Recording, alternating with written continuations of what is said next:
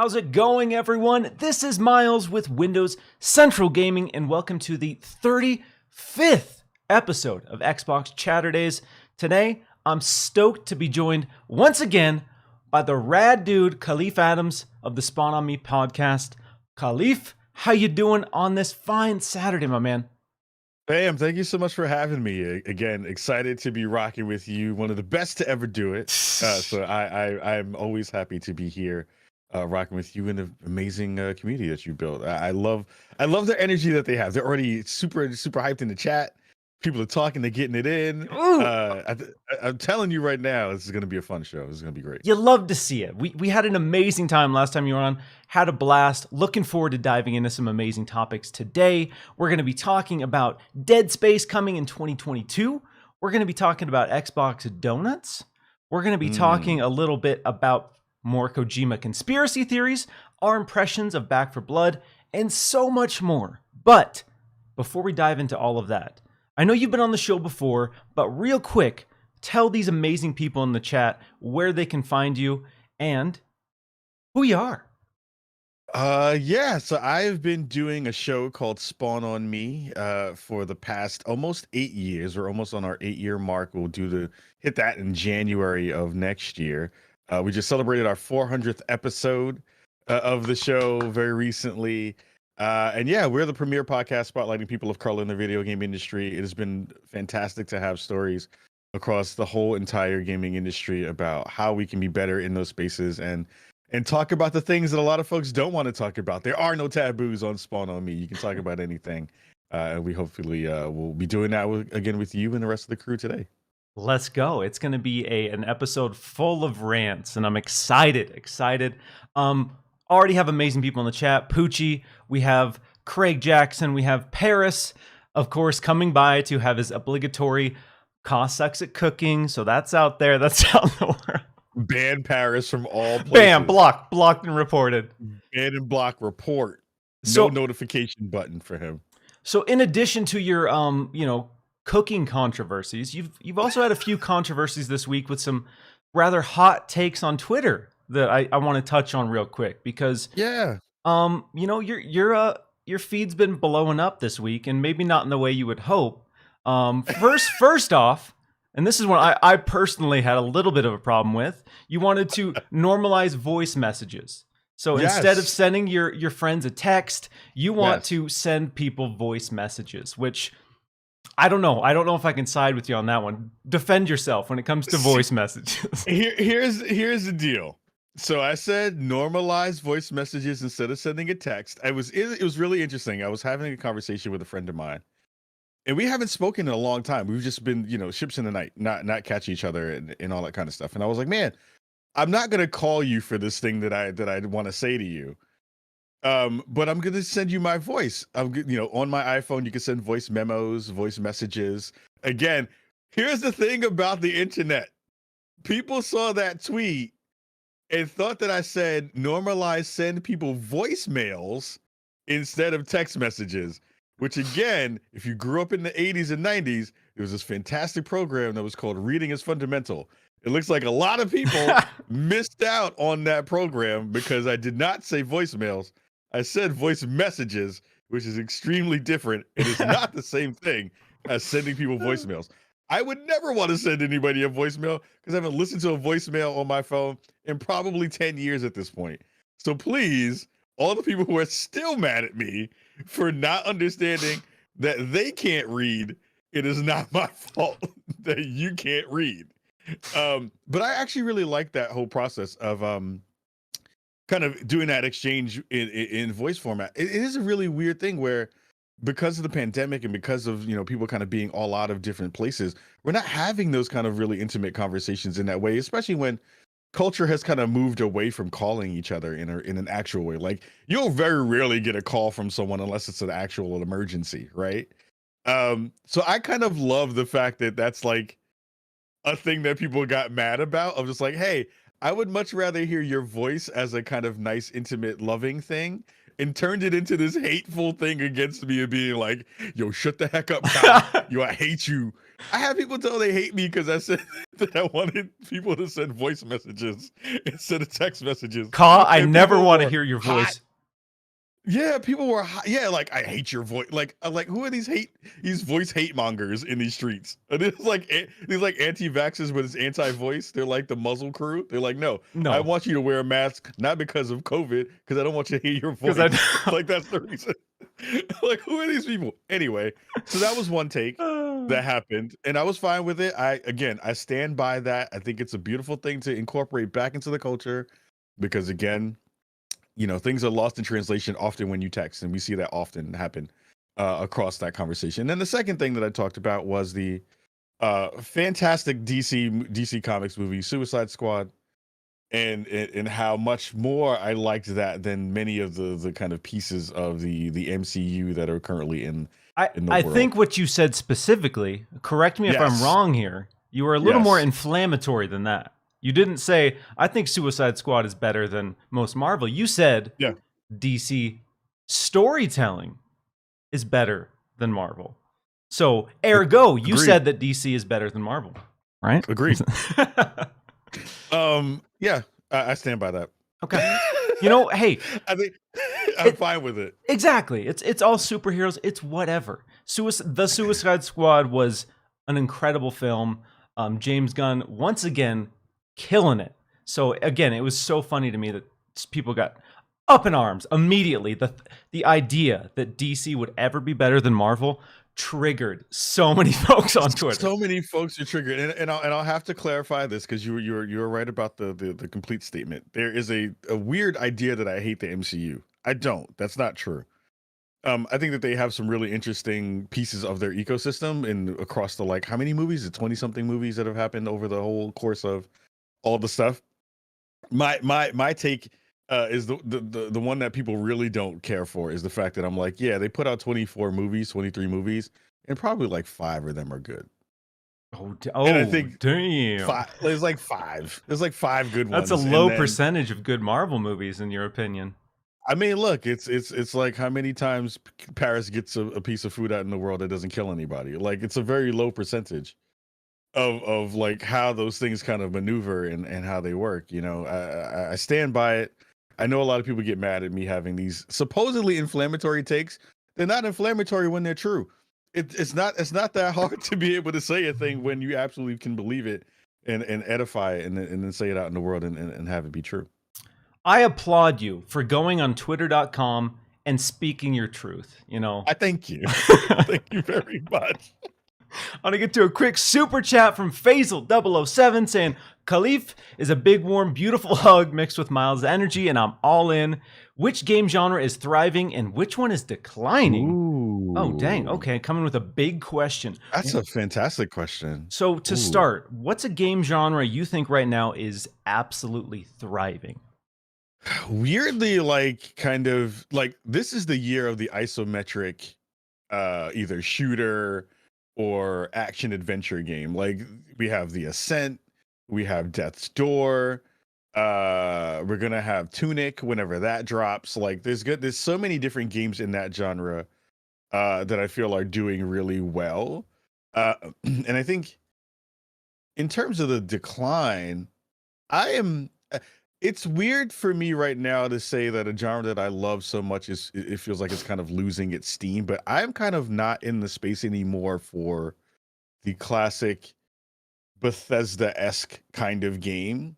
Like, rolling into this huge expansive world and kind of having going through the text dialogue prompts that you wind up having to go through, like that kind of game. Because there's multiple versions of it, because you can put it in any kind of game. Like, it can be in a sci-fi game like Mass Effect. It can be in a kind of adventure game like a Skyrim or a Outer Worlds or anything like that. That kind of game right now doesn't do anything for me in the same way it used to. Yeah. And I wish that wasn't the case, because I feel like an outsider often when hearing the conversations about people loving those genres still.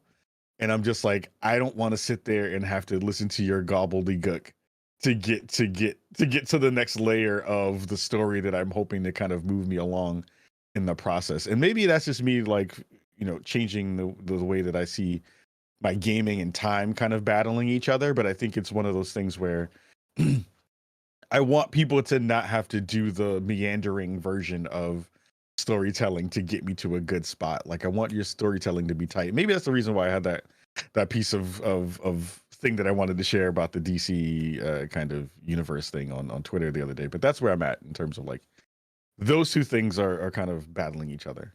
Yeah, you bring up an excellent point. I'm notoriously damned in some communities for my anti-BioWare takes. I don't like BioWare's formula of RPGs. I think the points that you touch on are the reasons I don't. Like, there's a lot of dialogue. There's a lot of, in my opinion, unnecessary dialogue. I get that people like that, but again, I want something a little more streamlined for my taste personally. I'm not on record saying that BioWare games are bad. I'm just blasted constantly for saying I don't like Mass Effect. And people love Mass Effect. So I get it. Yeah. You don't have to stop loving Mass Effect, because I don't care for it. But a genre I think is booming right now is roguelites. We're seeing a ton of amazing roguelites. Returnal, Back for Blood. We're going to be talking about that more later, but that is packed with roguelite elements.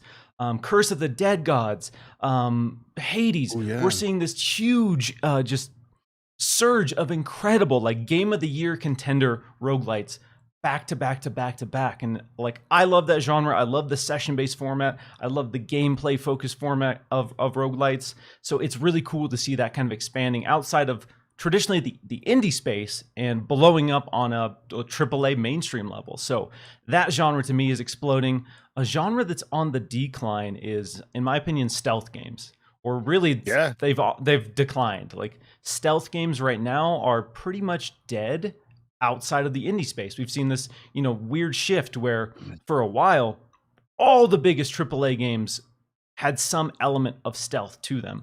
Now, a lot of, like, indie games have kind of taken up the mantle and are trying to bring back stealth in a big way. We have people clamoring for, Splinter Cell. People want a Splinter Cell so bad.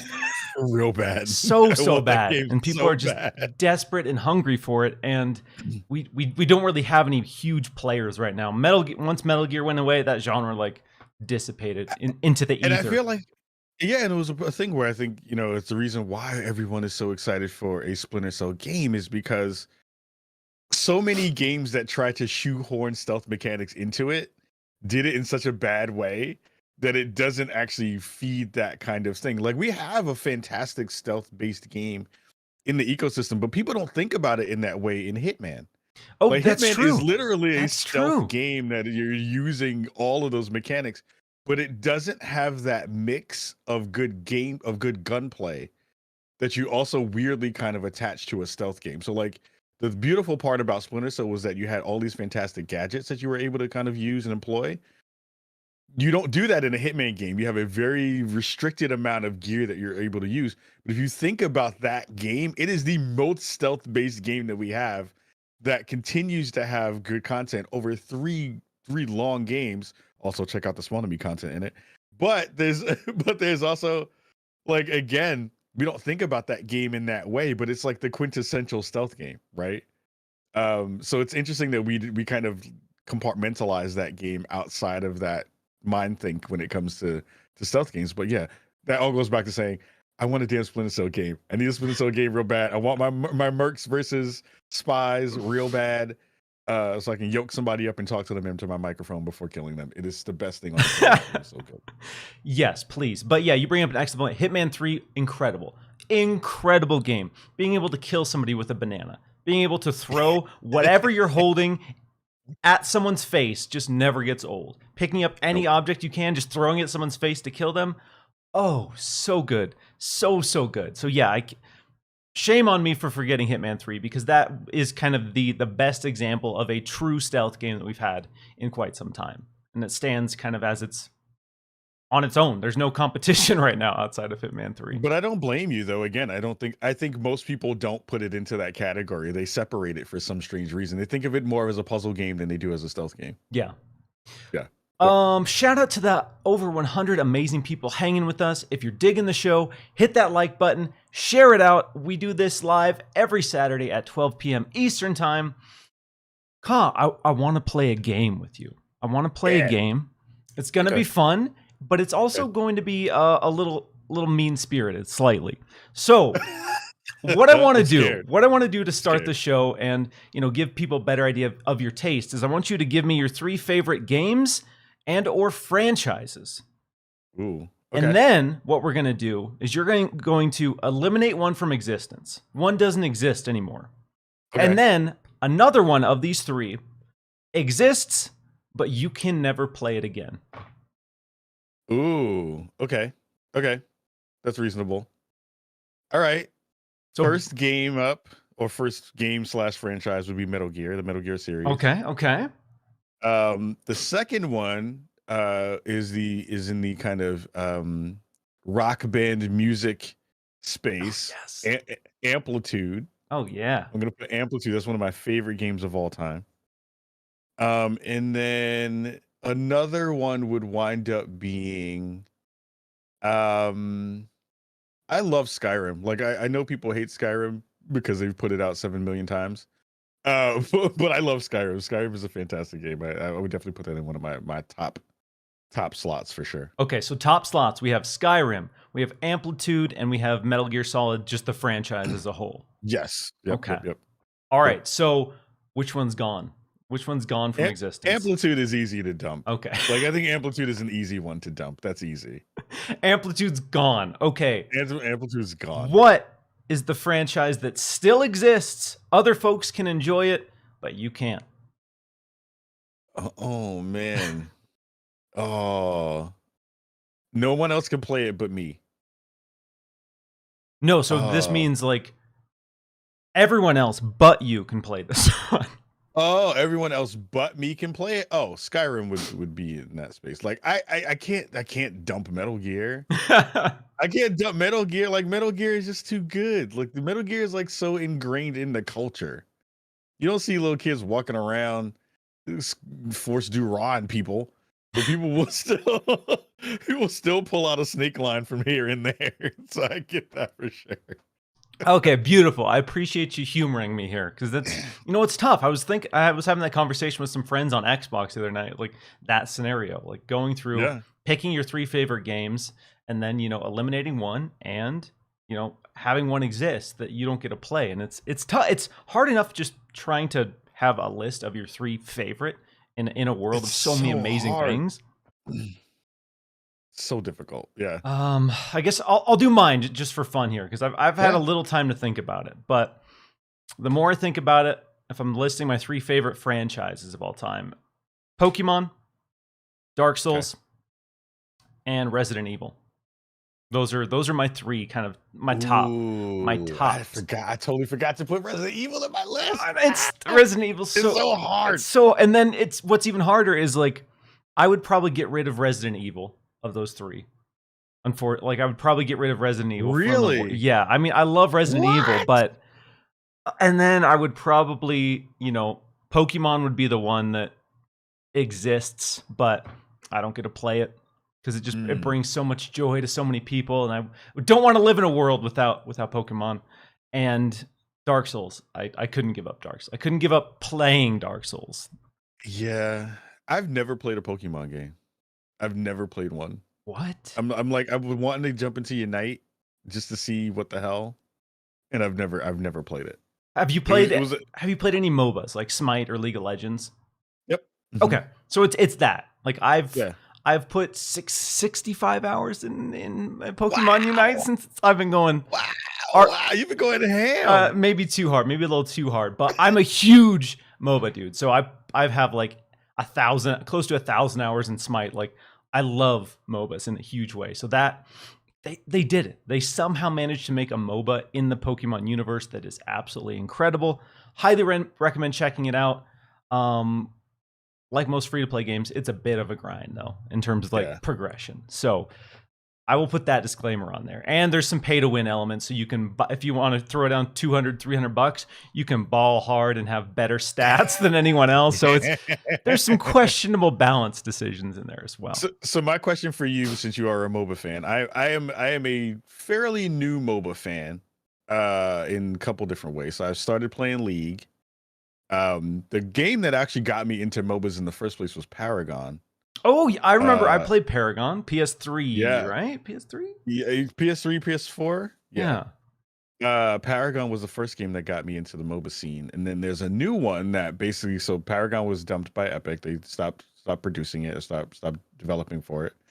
They gave all the assets away to the community, and now there's a group of folks who were former players and former folks in the community who are making their own game called Predecessor. Oh. It's basically Paragon. But they have taken all the assets and kind of reworked some of the stuff, and I got a chance to play a little bit of it the other day. They're doing the tech test because they're trying to ramp up. I missed that game so much. Like, man, that game was so good that, you know, it was great for newbies who were like not used to the isometric version of it. And man, I didn't want to take us off track, but I want people to play that thing when it comes out, because I missed that game a bunch. So I'm curious if you ever do get a chance to check it out, what your thoughts would be about it. Yeah, no, thanks for putting that on my radar, because Paragon, I really liked it and played it quite a bit, but it was one of those games that struggled to find an audience. So like pretty quickly it was hard to get into games, and matchmaking was taking forever. But I would love to see, you know, another shot at that now that MOBAs are kind of more widespread. People are more familiar with it. But I played a decent amount of League of Legends, and then Smite was the one that really kind of sucked me in. Like that became my go-to for months, not years, honestly. I've been playing Smite for probably about 5-6 years now. I'm a Freya main. That's Freya, oh yeah, Freya. Freya main. I love it. That's great. So let's get into the first topic here, and the first thing I want to rant about today. You know, Xbox has been doing a lot of amazing collaborations, a lot of really cool partnerships. Their marketing team has been killing it, absolutely killing it. The All for One, Ryan Reynolds with the Free Guy collaboration. And recently, this week, we got some information on some amazing partnerships with Krispy Kreme donuts. So the UK got some amazing 20th anniversary just Xbox X donuts. Mexico is getting some amazing looking Halo Infinite donuts. And you know what the God-blessed USA is getting, Kahlief? Nothing. Absolutely nothing. We're out here in America slumming it, and we don't even get some Krispy Kreme Xbox themed donuts. What is going on there? It is against it should be illegal that we are not getting Krispy Kreme donuts with Xbox logos on them. We are the innovators of cholesterol. We should be the ones getting everything that's going to be bad for us first. We do bad for us better than anybody else on the planet. Why do we not get the donuts first? I'm sorry, but yeah, an Xbox donut, I feel like America, how was that not the first choice? How was that not the de facto place to put a ridiculous cholesterol-filled donut? Look, we have exported so many different things out into the world. We have given the world Kentucky Fried Chicken, McDonald's. We've given them high saturated fat. We've done all this work to make everybody else unhealthy. We should be unhealthy first with all of these Xbox donuts. It is so stupid that we didn't get those donuts. And also, I love the fact that the Xbox team did this. Dude. Like, I want to know who was the person who went into the boardroom, who has the number to the Krispy Kreme people? Who has that? Like, who can just like roll through their phone and be like, give me Krispy Kreme HQ. I have an idea. Here's an idea of what I want to do. Let me hit them up. I bet you it was a voice message that got that to work, though. I bet you it wasn't a text message. Yeah, it was just a voice. To be fair, just Krispy Kreme, how's your promo schedule looking? You got any room for an Xbox donut? Like, is that the conversation? Like, we're looking. Did they say what the filling was? They probably did. They had like a little mock scientific trailer. I don't know if you watched the trailer with like the scientists breaking down the design technologies of the Krispy Kreme donut, and I don't know. I mean, I only go. I'm an idiot. I only go to Krispy Kreme when there's a dumb promotion, like when they announced the Ghostbusters donut. I was there day one. The second they had a Ghostbusters donut, I hadn't been to Krispy Kreme in like a year and a half, 2 years. Day one, Ghostbusters donut. Same if they had the Xbox donuts in America. Day one, I'd be there getting a dozen for no damn reason. No damn reason. I don't think I've had a Krispy Kreme donut in probably over like 5 years or so. I'm lucky and spoiled because here in Portland, we have a lot of like kind of like donut shops that are doing their own kinds of donuts. They do fancy donuts here in Portland. It's very bougie donuts in Portland. The artisanal donuts. Yeah, that's exactly the word I was looking for. Artisanal donuts with a lovely creme fraiche to go along with your donuts. Yeah, it's actually pretty funny that they do that. But I applaud the Xbox team for like what you said, and I fully just believe this. Like, I know a lot of folks are kind of having conversations about the people who are still in 1997 who are still talking about the console wars are still having those battles and conversations about like who's gonna win and who's doing this stuff. Everybody who's in the future right now and in the current and in the present, we have to give the Xbox team massive amount of props. I've not seen a marketing rollout be this fun and smooth and interesting since the early Sega Dreamcast days. Like, it's not been like this in a way where you see a marketing team just hit it and like continuously find small things to kind of delight and surprise their audience, because anytime they do a thing now at this point, it blows up into something that captures at least one news cycle where people are like, oh, that mini fridge, oh, the cock can cook thing, oh, the power your dreams thing. Like, they continuously do it, the all for one stuff. Like, and it's tracking in a way that is like in gaming, but also out of gaming, which I think is really cool. Yeah. And you don't see that happen often, which I think is to be so fantastic and really interesting.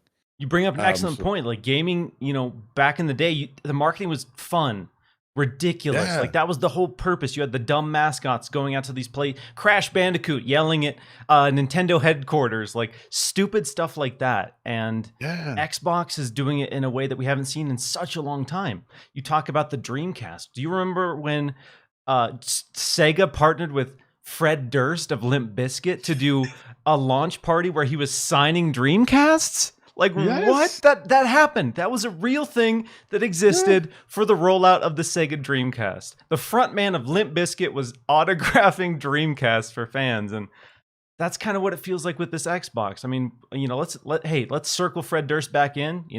Let's get him back on the front lines. Fred is looking a little rough these days. Stop clowning Fred Durst. Leave Fred Durst alone. Let that man age gracefully, or not gracefully, in the way that he wants to. Leave that man. They were clowning him on the internet so hard the other day because he looked like he was, like he was having a hard time. He looks healthy. That's all I care about. He looks like he is not in a bad spot. Yeah, he looked a little Mr. Rogers, but maybe that's his aesthetic. That's what he wants to be. He did the wannabe gangster thing for 30 years. Maybe he's like, you know what? That's not me. A cozy sweaters, that's who I am. He's rolling just slower than he was before. That's it. Exactly. We can't roll at the same speed our entire lives, I know I'm not.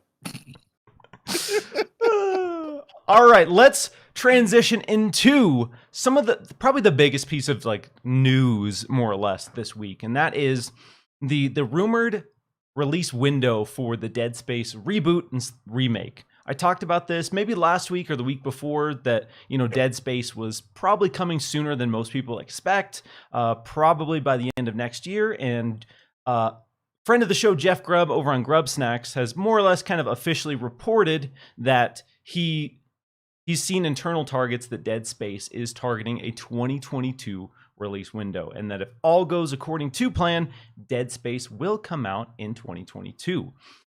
So, Kyle, what I want to know is kind of what your expectations and hopes from this reboot are.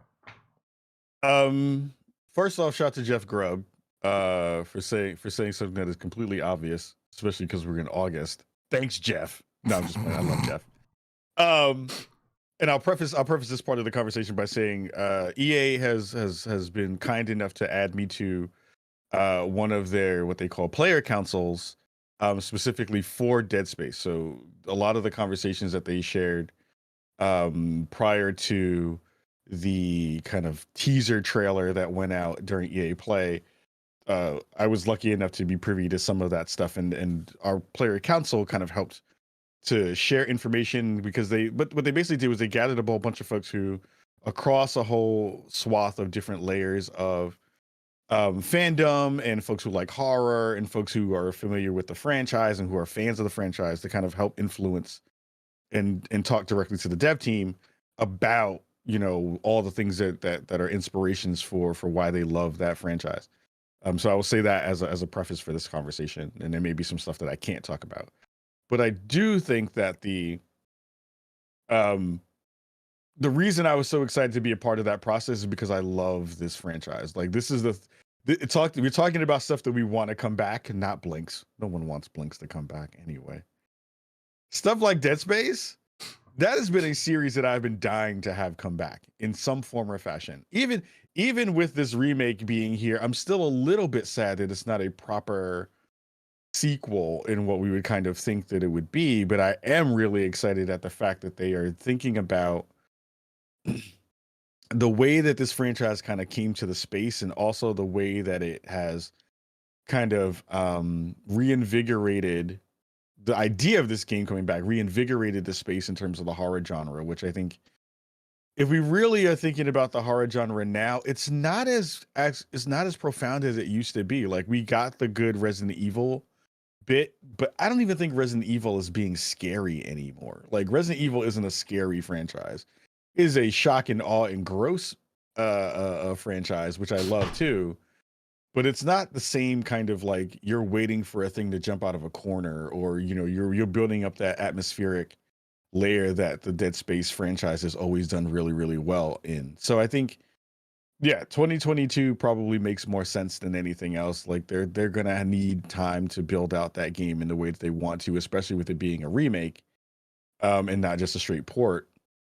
So it'll be interesting to see where they kind of land with the way that the game is gonna come back. And to be fair, if enough people who are now new gamers in the space are going to care about a game like this in the same ways that we did when we first got it, when it first started. So I think that's going to be the most interesting kind of like angle on it, is like, does it actually capture that ethos of what that franchise was? Yeah, you bring up an excellent point. When Dead Space hit the scene, we were in a super weird period for survival horror. There, the franchises, for the most part, the biggest ones like Resident Evil, Silent Hill, especially at the time, were super stagnant and objectively on a decline. And then Dead Space came out and said, this is what survival horror is, and this is why survival horror is special. And it ramped up the tension, ramped up the scares, kept a lot of the action that kind of Resident Evil had established throughout the years. So it was still the gameplay still felt really great, and that was the important thing of Dead Space. Is not only was it scary, but it felt really good. So I was hoping for more of like a full-on reboot of Dead Space than this kind of remake reboot. But it is an interesting tactic, and I guess quite frankly, it's probably cheaper and easier to say this formula worked, this game worked. Let's reintroduce this to the world, like you said, to see if it still hits in the same way, still see if people still want this. And then from there, they can expand on sequels and maybe a full-on reboot.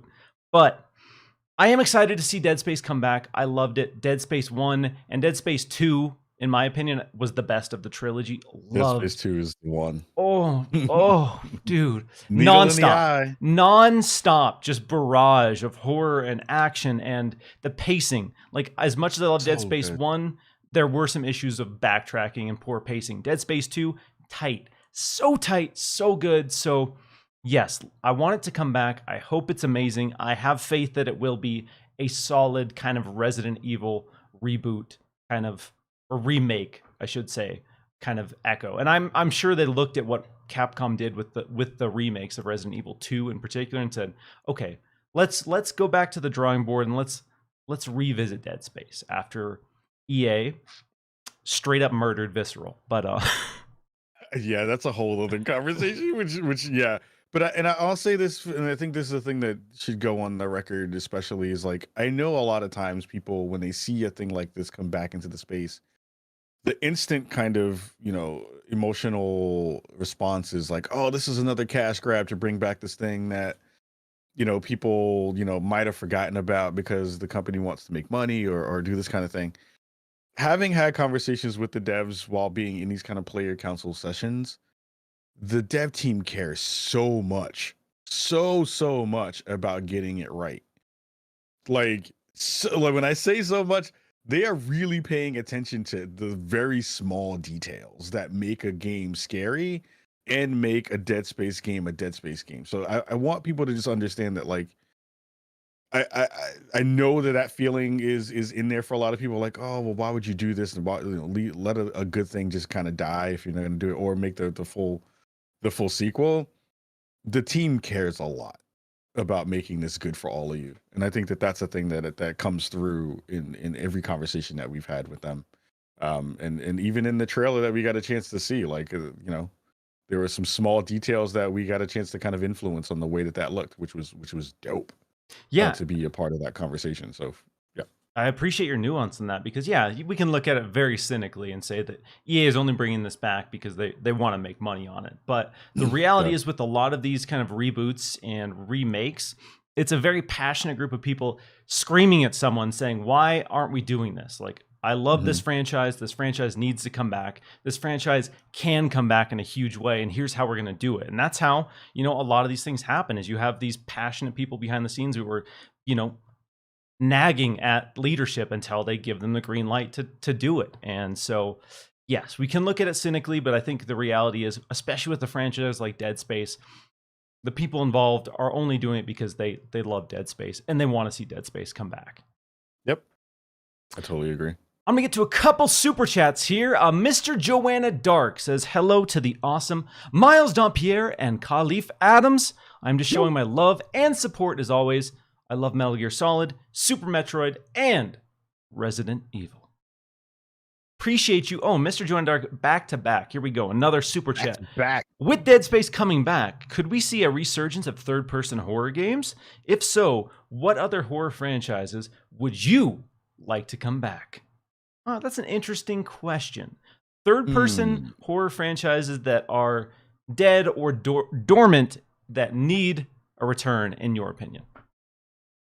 I don't know if they're because I have to like really dig back into my Rolodex of stuff that's like that's done. Like, I mean, I was happy Resident came back and had a good showing. Ooh. I think, we have stuff right now that's like the Bloober team with the Medium. The Man of Medan series is pretty good in terms of what that game is trying to do from a horror standpoint. No, that was first person. I was thinking about Outlast for a second, which I think is, if you're looking for a scary game, you need to go be playing Outlast. Like, Outlast is still one of the scariest franchises on the planet. I don't know. Like, I think that the horror genre really breaks down into two different things for me. Like, one, I think first person horror works better anyway. Third person games are okay, but I think first person horror works much better. And are you using either new assets or old IP? Like, a game that I actually really would hope would actually get a reboot or more love or a space to kind of live again is the Friday the 13th game. Ooh, that game was such a blast. That game was great, and sadly, because of legal issues behind the IP, Ilphonic had to dump it. But that was a game that brought me nothing but joy, and it hit all the layers of both horror and fun and co-op gameplay, all that kind of stuff. We're going to be talking about Back 4 Blood in a minute, which you could potentially even say is a third-person kind of horror game. It's first-person horror game, but like a horror game nonetheless. But yeah, third-person horror is hard. Like, I think you wind up losing a bunch of stuff when you wind up going third person. That takes away from being scary. It's a tough, really, really tough balance because, like you said, I think Mm. first person from, a perspective is scarier. You don't know what's around you. You don't have that peripheral vision. You can't see what's going to jump out of the shadows, and they can set up better scares, better tension because of that. So I think, Resident Evil 7, when they went to first person, as controversial as that was for the franchise, I think Resident Evil 7 was the scariest Resident Evil by far. And I Yeah. think when Resident Evil 7 came out, I think Resident Evil 7 single-handedly saved that franchise. Like they were not sure what they wanted to do.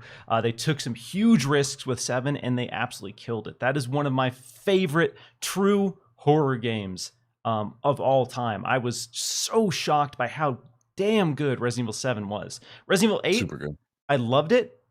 Was not nearly as scary. It was fun. I beat it 7 times. Like, I love that game. It is incredible. It reminds me of Resident Evil 4, really good. where it's action's good, it's fun, you have a bunch of ridiculous weapons, but it's not that scary. It's not a very scary game. So no, it's not. Third person, obviously Silent Hill comes to mind when I think of third person survival horror franchises that need to make a return. I think we'll probably see an iteration of a first person Silent Hill as well. In addition to a third person, I think we're going to see a few different takes from Silent Hill.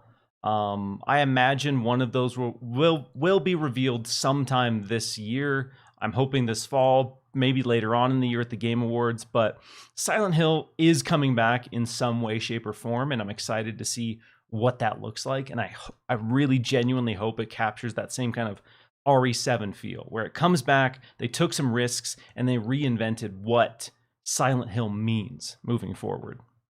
You know what? Two things come to mind really quickly. I saw a super chat in the chat that I'll let you get you at a point. But I think the thing that I'm hoping that we don't get is another part of the kind of horror genre where you just have the big monster that chases you all the time.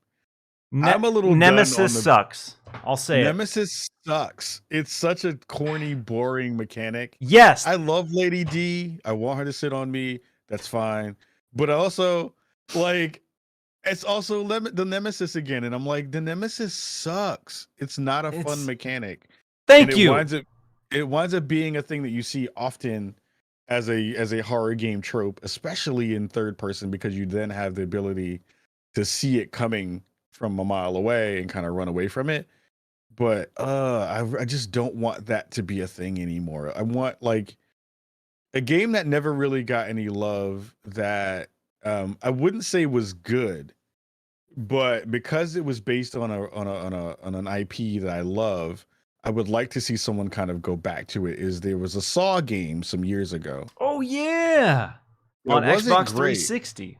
Yeah, it wasn't great. It wasn't a good game, but I think that the world of Saw is what makes scary games scary, right? Like, you are putting yourself into positions where you are trying to escape a killer, or you're trying to escape a terrible situation.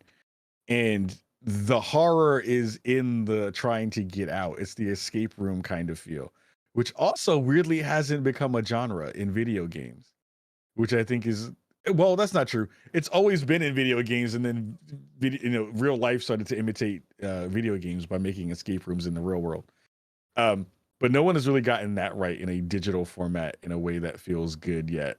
Besides the usual kind of tropes that we see in games. So yeah, I want the Saw franchise to get some love in that respect in terms of there we go. That's why I love having you on, bringing up forgotten bangers like Saw, the original Saw on Xbox 360. It was a low budget game. Like you said, it wasn't a great game, but it had some incredible ideas, and the overall experience for what it was, I thought was really respectable. Like, that team did a great job capturing the world of Saw and putting you in these traps, and you had to figure out a way to get out. So it was scary in a different way. Like you said, it wasn't the Nemesis where you have the big monster chasing you. It was, you have to figure out a way to get out of this scenario or you are going to die. So you had that fear of like protecting your own life, which was really compelling and interesting. So yeah, Saw. That's a a series and a franchise ripe for a AAA kind of true take on it. And I'm glad you brought up Nemesis as well, because people, they don't like when I say that Resident Evil 3 is bad. I think It's Resident Evil bad. 3 is not a great Resident Evil game. Whether you look at the original or the remake, compared to Resident Evil 2 especially, like as a kid, I remember loving Resident Evil 2. 1 and 2 just being like, yes, this is it. I love it. Nemesis came out and I was like, yo, what happened? Yeah. Who signed off on this? Because this is not a good idea. And then, people loved Nemesis as a character. Like Nemesis is this iconic character in the Resident Evil franchise. So then they started doing that idea in every single Resident Evil after it. Like, here's this big thing that you can't kill that is chasing you. I'm like, I'm over it. I'm so over it. I was over it day one, and you're just ramming it down my throat because obviously people liked it, but it's I'm with you. not a clever gameplay mechanic. It's in my opinion, a lazy gameplay mechanic in a horror game. Hot take, whatever. Resident Evil 3 is the okay. I won't say the worst because Code Veronica is the worst. PS1 era Resident Evil, but those two they could be erased from history, and I would be fine. My life would not change at all if Resident Evil 3 and Code Veronica never existed. I don't like those games. They're not good. They're not good. It's okay to say that they're not good. I know people love Code Veronica, which I don't understand. That's the one I really don't get. Like I'll let people have Resident Evil 3. There are some redeeming qualities. Code Veronica is when Resident Evil said, hey, we're an anime now. Like we are a batshit wild anime, and we're going to do anything. Nothing's off the table. And I was like, oh, okay. I see. This is why I love coming on this show and hanging with you, because we're here. I see you. Yeah. Like, we know. We've been deep. I've played the worst of the worst when it comes to horror games. I'll play anything. I'll play any horror game. I don't care how terrible it is. So when I tell you that I think Code Veronica is a bad game, that says something. I think the Saw game on Xbox 360 is better than Resident Evil 3 and Code Veronica. Oh my god, that is a hot take. Yeah, we're bringing some hot takes here today. I'm gonna get to a couple other super chats here. Jimmy Harrison says, I wouldn't mind seeing Fear come back. Great show, guys. Fear, are you a fan of the Fear, the first person kind of like Japanese horror inspired psychological horror game? Fear also had the same kind of Nemesis feel to me. That's the reason why I didn't like it, because the little girl, you can kill her at some point, but that wasn't the thing that made me excited about that particular game. So I liked some parts of it when they got to like Fear 2, because the gunplay felt better, because it was a really clunky game in terms of mechanics. So I think so. Yeah, I'm kind of in the same boat. Like I know a lot of people love Fear, and I felt indifferent. Like I played Fear, I liked it, but I didn't really feel. I played the first Fear, and I didn't play Fear 2 or 3. Because I was like, I get this premise. I get what they're going for. It's not necessarily what I want, but it was a cool, unique take on because it was on paper a first-person shooter. Like it was primarily a first-person shooter with horror elements, which for its time was a cool kind of unique idea. I just thought of the perfect game. I just found it. I just remembered it. It just came into my mind. I just remembered it. The game that I want to see make a comeback, that the world is too scared to make. Manhunt needs to make a comeback. Ooh. Rockstar's Manhunt. That game was a horror game. It was a gore fest. It was the first Saw game that ever actually came out. If you think about what Manhunt used to be, in terms of a game like that game was brilliant. I see a lot of folks in the chat also talking about Condemned. Yes. Condemned was also very, very good. Yeah, that was they took the whole mannequin thing, and that has never not been scary to me since. The whole mannequin. Condemned put mannequins on the map. You have Resident Evil, like catering to that. You had Silent Hill catering to that. Condemned put mannequins as a horror trope, which is pretty impressive. Maybe I'm in the minority here, but I loved Condemned 2. I know people had different takes on it, but Condemned 2 went all in. They nothing was off the table when it comes to horror, and they really elevated the scares in that compared to the first one. And I loved how kind of cerebral it was. It had this weird psychological element to it, in like your nightmares become a reality. It was obviously a lot more kind of abstract than the first one, but Condemned 2, such an underappreciated horror game. That game was fire. That game was so good. So good. Because and it just brought so many things to the table that we just hadn't seen before. And that part of it just made it so good. Yeah, that game was great. Oh yeah, speaking of Brian Hopkins, super chat. Granted, it's not third person, but guys, I really want a new Condemned. So atmospheric and intense. Yes, Condemned. Like, talking about all these games, I'm gonna have to go on a horror marathon. I'm gonna have to bust. I still have my disc of Saw on Xbox 360. I'm gonna Do have you to, really? Yeah, still got it. Gonna have to revisit Game that. Pass. Let's Game go. Pass, Bring Microsoft. it. Let's bring it back. It's time. I wonder if I can buy that thing on the store. I wonder if it's on the Xbox store. I don't know. That's an interesting. We'll have to do some digging. See if it's available digitally on the store, and see if we can track that down. Because let's do that. You talked about Friday the 13th balancing like horror and co-op. Are you stoked for the Evil Dead game? I feel like I'm on Evil Dead game. I feel like I'm on an island here when it comes to being stoked for the Evil Dead game. Like, it is. I'm not. I mean, no. I mean, I think you have to be a fan of the franchise for like Evil Dead, like as a movie franchise. I never was really excited about. It was a little bit too campy for me. Definitely campy. And I like camp. Like camp, I think in horror go really well together. I just didn't feel like that was a thing that I cared about. I just don't have that connection to Ash and that group in that way. But I think it's interesting that they're bringing it back. Like, that's a weird thing that they're bringing that thing back into the space, though. Yes, and that's why I'm stoked, because there have been Evil Dead games throughout the years. There's been a couple that have been good. There have been several that have been really bad. So I'm really excited that this new one actually looks like a legitimately good game. Like, I'm really curious to see what this ends up being, because again, like Friday the 13th, I love that game. I'm excited. I thought it looked pretty bad, like objectively, like going into it, I was like, woof, this looks ugly, this looks glitchy. Still a blast though. So I'm hoping Evil Dead can kind of fill that void, as I've completely stopped playing Friday the 13th at this point. But reasonable. I want that. Some people don't like the co-op horror. I love co-op horror. Co-op horror is great. Underappreciated. Fantastic. I have this internal conflict when it comes to Resident Evil, because I understand that the single player Resident Evils are better games, but Resident Evil 5 and 6, like as terrible as they were, I've probably played them more than the single player ones, sheerly because it has co-op. That makes sense. I mean, I'm trying to think of a co-op horror game that I've played that felt like it still kept the scared layers to it. And I feel like most of those wind up being shooters, though. They wind up being like horror shooters. Yeah. But because it just lends to it kind of easier. What was there was a PC game that was out.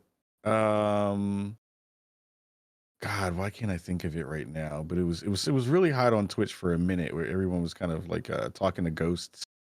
Oh, Phasmophobia. Phasmophobia, yes. Yeah, Phasmophobia felt like that was a perfect kind of game, and I'm sad that never came to console. Like, that would have been a great console game. I wonder if it will, because it did get really big and it did do really well, and yeah, it would be really cool to have that in the console space, because I played that on PC. It's dumb. It's like you're doing like BS bogus ghost hunting with your friends.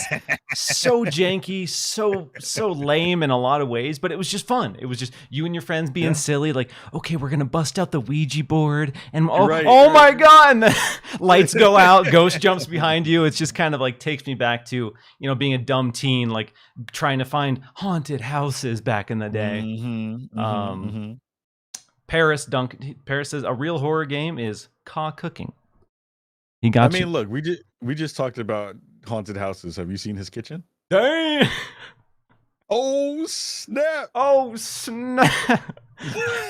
gotta get to some super chats here. You guys are killing it. I gotta catch up on a few of these. Hargate Chani says, speaking of messaging, reports from Sony are they have enough components to get 22 million PS5s by the end of the fiscal year. Should Xbox come out with a similar messaging on supply? Will this impact market share for Xbox? No, I don't think it will. As we've seen, Xbox is less concerned about console sales than they are about the number of users on their platform and the number of subscribers to Game Pass. So I think it's less weird that we haven't got messaging like that from Xbox when it comes to console sales than we haven't got an update on Game Pass figures. I think that's the more interesting component if we want to look at like messaging and concerns regarding Xbox as a platform right now is we haven't got an update on Xbox Game Pass figures in a long time officially from Xbox. PlayStation right now, they need their investors to know that the console is selling. They need their investors to know that they're going to have units to sell consoles because PlayStation has told its investors that we are going to sell a lot of consoles and that's how we're going to make money. That hasn't been Xbox's main focus for making money, as we've seen, because they are making an absurd amount of money right now. And they still have a great cash pool of stuff. You see them continuing to add new studios and add new acquisitions to the fold. I think the thing that Sony and Sony fans need to really be worried about is not even about how many consoles are in the funnel and in the channel. Like, silicon issues are going to be a problem for a long time. Folks I previously worked at Intel. It was a huge part of the conversations that we used to talk about on the CPU side because it was just hard to build CPUs in the amount that we needed to.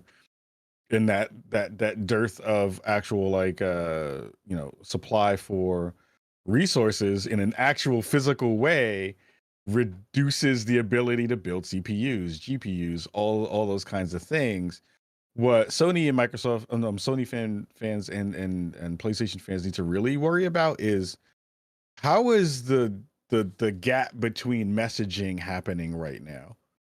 Like, even if you just think about the most recent thing that was in the news cycle for Sony, which was they just had a new beta firmware that went out that allowed you to do the one thing that has become the most biggest pain point for the PlayStation platform, and that's storage. Was like, yay, you can finally put an SSD, an M.2 in your PlayStation if you put that beta firmware on. They made that thing sound like you had to get the nuclear codes when they put it out to the community. It's not that hard to do from a physical standpoint. Thank goodness for the folks who did the videos. Tom, I think, over at I forgot what site that he writes for, but he did a fantastic video about just like how the process works of putting an M.2 into your machine. But if you looked at the way that Sony messaged it, you would have sworn that you needed 5 people to come over to your house to go help you fix it and do it, right? And I think that's the biggest problem, is that we're seeing just this lack of really well-crafted communication coming out of that team. And not coming from the kind of main PR folks, but coming from who I work with on a good amount of basis, and they do a really good job of like doing the games part of it. But the hardware side of it has been real bad. It's just not good. Like, it's everything on the Xbox side is very easy to kind of understand. Thank you, The Verge. They said in the chat in The Verge. But like on the PlayStation side, it makes everything 10 times harder when it doesn't need to be hard. And that you lose people on that end of it. Yeah, it's, as we've learned more and more, we have, people who are committed to the PC space and don't mind dealing with everything that's involved there. We have the console space where people are dedicated to the console space and don't mind, some of the caveats there.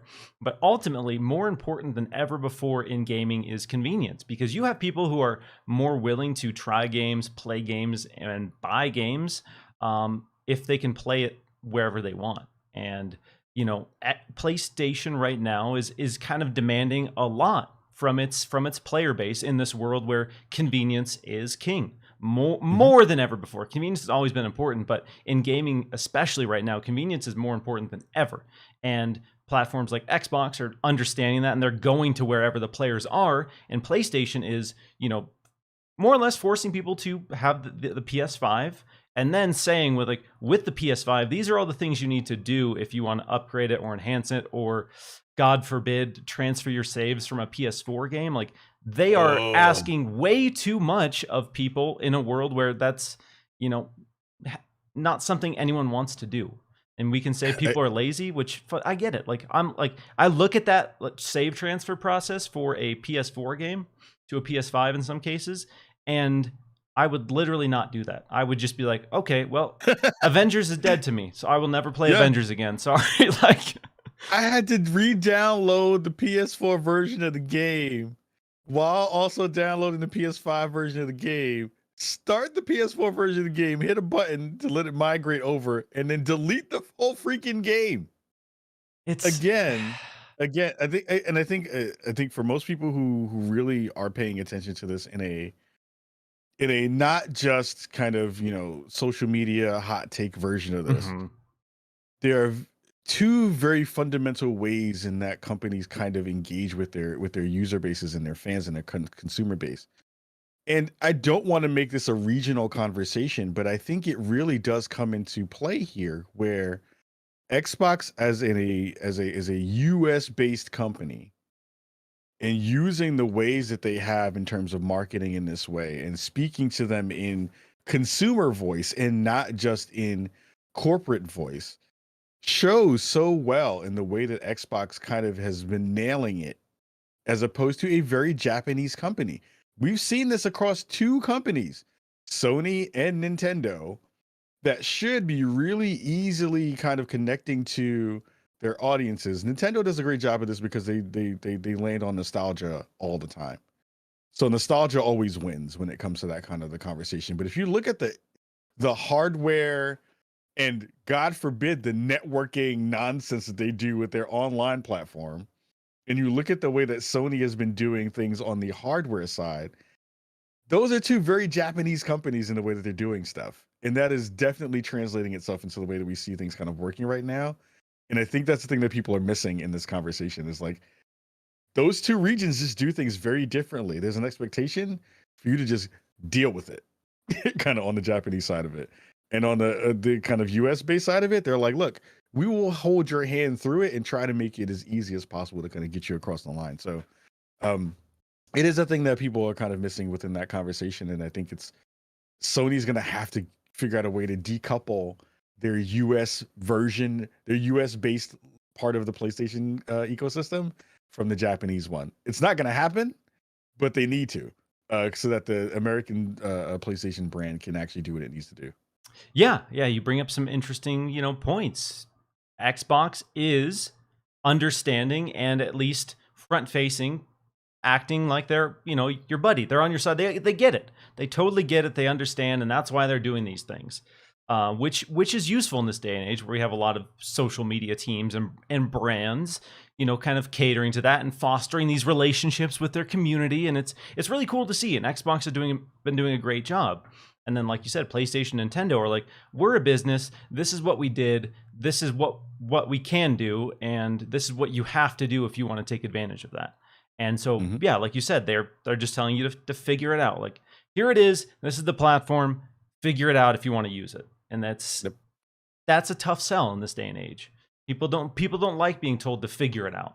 People want you to, especially in America, like you say, people want you to bend over backwards. They want you to hand deliver an Xbox console to their house, plug it in for them, set it up. And, in America, companies are more willing to kind of cater that and foster that, where PlayStation isn't. Here's the 10 steps you have to do if you want to transfer a save, and here's the 20 steps if you want to research your SSD and upgrade your SSD. It's so bad. It's so bad. Like, I didn't like the fact that I had to basically get and again, I was gifted a Xbox Series X from Microsoft, so I will say that off jump.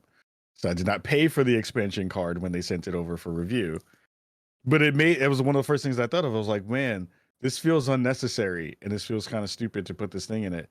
Now that I'm actually using it every day, and it's a part of what just happens in the conversation when I'm playing games. Thank goodness they sent me that damn card, because I was running out of space, but also it wasn't hard. You plug the thing into the back of it and it was just in there. And I put in SSDs into my computer, all that stuff. That's not hard to do. But there is a fear of you having this premium product that you have just spent $500 on, and you're like, if I break this because my dumb hands don't know what to do, because they've given me these stupid IKEA instructions to be able to get into my own PlayStation 5, I wouldn't be surprised if people are worried and scared about upgrading their stuff. I wouldn't be surprised if they're just using external SSDs like I'm doing currently, because I don't want to go and dig in there and potentially break a thing and then not have another PS5 because of the way that it works in the channel. I understand it. It makes sense. But it's also just like, man, you could have made this easy and you did it. Yeah, it's again, like, it's cool having that flexibility. And there's the conversations where proprietary could potentially be bad. I bought the Xbox expansion card, and I'm grateful I have it, because even with both of those, even with like 2.5 terabytes between my internal, the expansion card, and an external USB drive, I'm at like 90%. Yeah. I'm like pushing that thing to the limit. And there's a bunch of stuff I have to delete constantly. So it's nice to have that. And, a common complaint on the PlayStation side from my friends who play primarily on PS5 is that they're constantly having to delete, reinstall, transfer, and it's just this constant battle of managing the storage that they have on there. So people want to upgrade it. People in this day and age want to have that option. And I think, maybe a year from now, it'll be way more straightforward. Maybe we'll see some proprietary PlayStation drives or drives that have a PlayStation logo on it. So you can go to Walmart, you can buy the drive and install it that way. But this whole beta system, I don't feel like the average person who owns a PlayStation has any interest whatsoever in dealing with this beta upgrade system. Yep. Totally with you on that.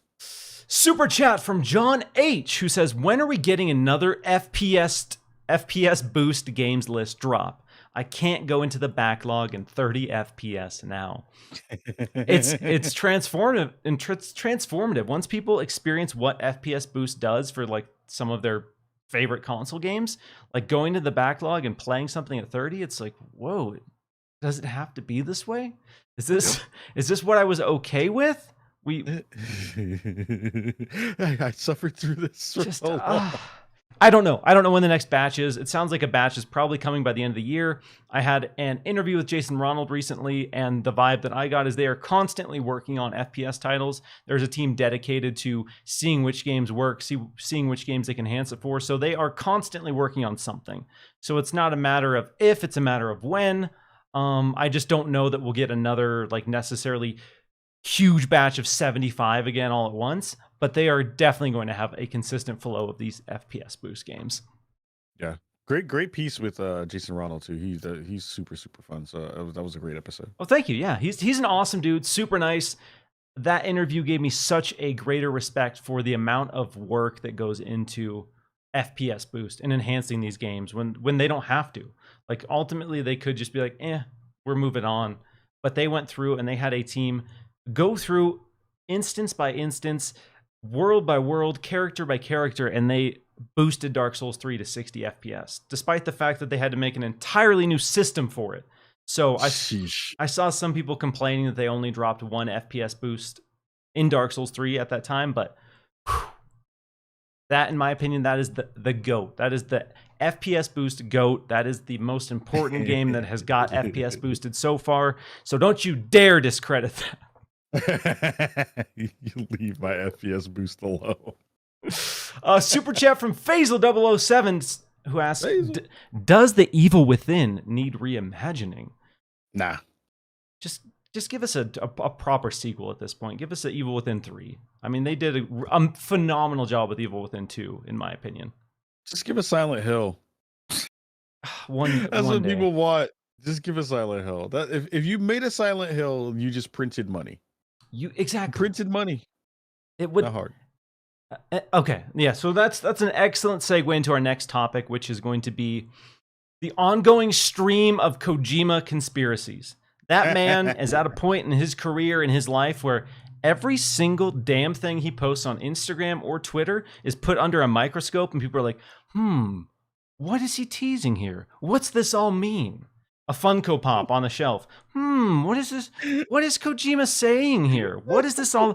I want to talk about one recently that got a lot of people talking on Twitter, and it was Kojima with a face mask looking down, and behind him were just clouds. Just clouds, a fairly benign picture. And people were like, oh, dude, he's officially teasing the Xbox Cloud game now. He's teasing the Xbox Cloud game because he took a picture of himself with some clouds. What? Can you believe it? But what I want to talk about is this ongoing saga with Kojima coming back to do Metal Gear Solid or Kojima coming back to do Silent Hill. Because no matter what the picture is, somebody in the comments somewhere is tying it into Metal Gear Solid or Silent Hill in some way. So do you think there is any possibility that Kojima does a Silent Hill or does a Metal Gear Solid? Neither. Like, I just don't think he's going to do... if it will be, it won't be properly credited as a Metal Gear or a Silent Hill proper game. It just can't. Because those properties still live with Konami.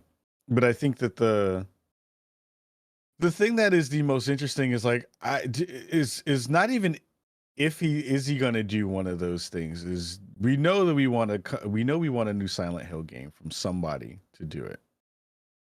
Do we actually really want a new Metal Gear game?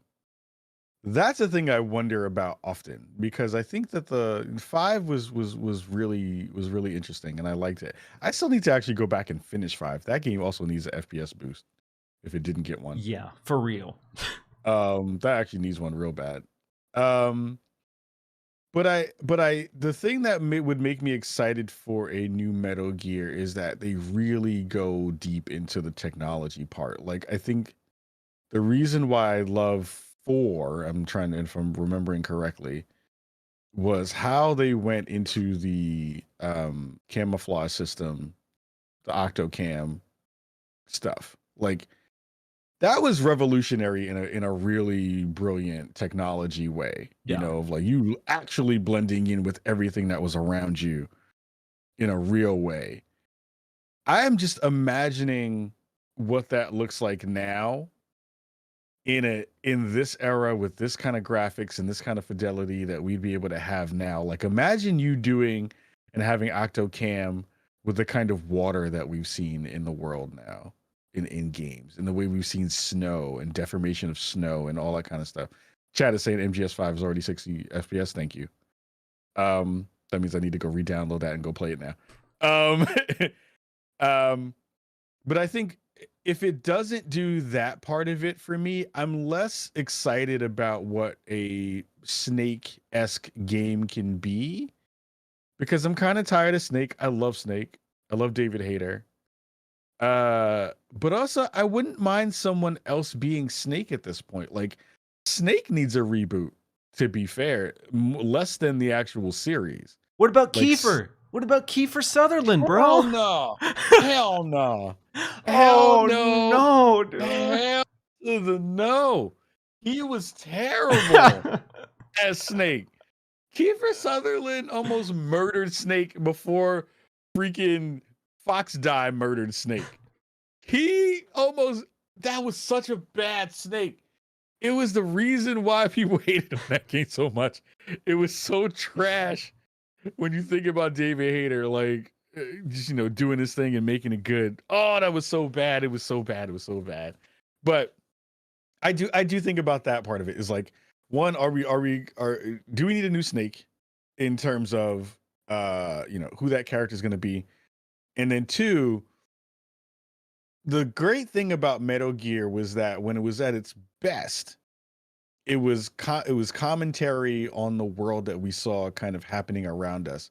Weirdly, in a way, and I think the reason why people love Kojima so much was he was kind of future forecasting so many things that we see now happening in MSG2, MSG3, and then MSG5 and 4 were more of a like modern day commentary on some of the things that were happening because they came out so close in comparison to the topics that they were talking about.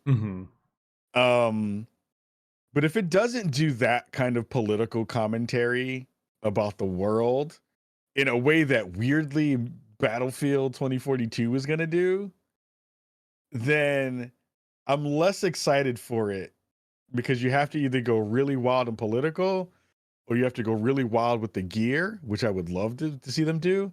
And if you mash it together, then you have the perfect suit for what that new Metal Gear would potentially be. Because you kind of got to get away from the kind of weird funkiness that they started to dig into, because it started to feel more fantastical in the kind of Assassin's Creed's way that doesn't really feel as good as it used to be. And I have a whole conversation about Assassin's Creed moving away from the Illuminati angle, which is the reason why I love that series. And I think that was also what made Metal Gear really interesting, was that they were kind of in that Illuminati conversation. But I digress. That was a lot to say. Yeah, Metal Gear needs to come back as opposed to Silent Hill. Yeah, Kojima's done an excellent job of, even with more recent projects like Death Stranding, was eerily prophetic. Prophetic, yeah, that's the word. Yep. With everything happening in the last couple of years here, and the way society's changed, and he came out recently and talked to Jeff Keighley about how maybe that stuff's gotten too real for him. Like he's maybe less interested in the dark reality of life and wants to explore some avenues that are outside of that, and kind of stress that video games should be fun. So I think with everything that's happened to him and the world in the last year, I think he's kind of reevaluating his stance on like what his next games will be. I don't imagine he'll ever shake that political kind of drive that he's always had, but I don't see him going back to Metal Gear Solid or Silent Hill, just because of the relationship with Konami. It's it's been several years at this point, but I know the relationship was not good, and I know both parties were very unhappy, and I don't think either party would want the other party involved when it comes to making a Metal Gear Solid or making a Silent Hill. So I do think Kojima is going to dabble in the horror space. Maybe he's going to take the idea and the concepts of Silent Hills and make it his own thing, not under the Silent Hill label, but still a horror game in that space. But the dream of Kojima making a Silent Hill game, I think, is dead. Is very, very dead. And I think the possibility of Kojima making a Metal Gear game, at least anytime soon, is also dead. He is working on other projects. He will have things to reveal for sure. But I don't believe that either one of those will be Silent Hill or will be Metal Gear Solid. Did you like Death Stranding? Honestly, I didn't play it. I honestly did not play it. I've wanted to, just for the experience. I knew it wasn't going to be necessarily a fun game, but sometimes the story and the world is more important than that kind of fun factor. But once I heard that it was like 40 hours long, I was like, okay, if I like to get the payoff, if I have to invest 40 hours, I can't. I can't do it. It's Pokemon Unite for you as opposed to Kojima. Yeah, I'll put 65, 70. I'll probably put 200 hours into Pokemon Unite before I even boot up Death Stranding. It does kind of speak to, and I know we're going to pivot, but it does really speak to just how much cachet that Kojima has really, been given for all the good stuff that he's done over the years, right? Like, I know people give him crap for like, bad storytelling and all those kinds of things. Like, he's done some great world building, but not necessarily great storytelling. But anything that man touches at this point, even a game about carrying packages across a world, left people really just like, he has a lot of interesting things to say with his work, with his art. And I think that that's the thing that I keep wondering about, like, why do people keep giving Kojima this kind of grace when, and mind you, I loved Death Stranding. Death Stranding to me was a great game. But it feels like you're waiting for him to get to this point where he's gonna like do this really hard fall off, and make like the really crappy game. But it's like the will of the people won't let him do it.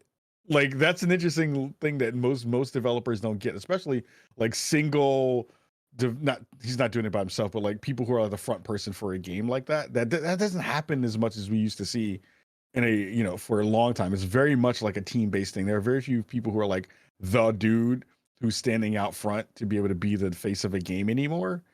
So it's just a really interesting phenomena that he is still has that kind of cachet, and I think Jeff Keighley continues to help that foster that, but you don't see that happening anymore, which I think is really fascinating. Yeah, Jeff Keighley and Kojima are both obsessed with Hollywood and that kind of culture, that vibe, the kind of infamy that comes from that. And I would say Kojima is like our Steven Spielberg, of the gaming industry, because I'll pose a question to you, I'll pose a question in the chat. Who else do you know whose name is that synonymous with making video games and making new ideas, not tied to a franchise, not tied to one thing, but tied to being a creative person in the gaming space? Who else has that kind of infamy when it comes to, when you say Kojima, oh, you know Kojima. Yeah. I challenge you and I challenge the chat to give me one other name that has that much weight in the gaming industry, whether you like him or not. This isn't about whether his games are great, whether you like him. It's about notoriety and infamy and basically celebrity status in the gaming industry. The only other person I could think that's even semi-close, and it's not even close really, is Cory Barlog. That's it. That's true. Corey has built himself up as this figure as well with some recent releases. That's for sure. Which is interesting because he's less public in the way that Kojima is, and is really known for one franchise as opposed to Kojima over a couple of different ones. Folks are saying Ken Levine and Todd Howard, but I wouldn't even say Todd Howard. Ken Levine has gotten that kind of space, but it's not been a good kind of vibe around Ken Levine. Yeah, and especially more recently, he's not. Yeah, he's not very beloved. Kind of say he's mean. And Todd Howard is kind of like, he's in that space, but he's very reluctant to be out front. Todd Howard is like he will do it, but that's not his favorite thing to do. Folks are saying Miyazaki. Miyazaki is like, people who know Dark Souls know Miyazaki for sure. Right. But but he's not a person even that if you were to put him out on a big stage, I feel like people know his name more than they know what he even looks like. Yeah.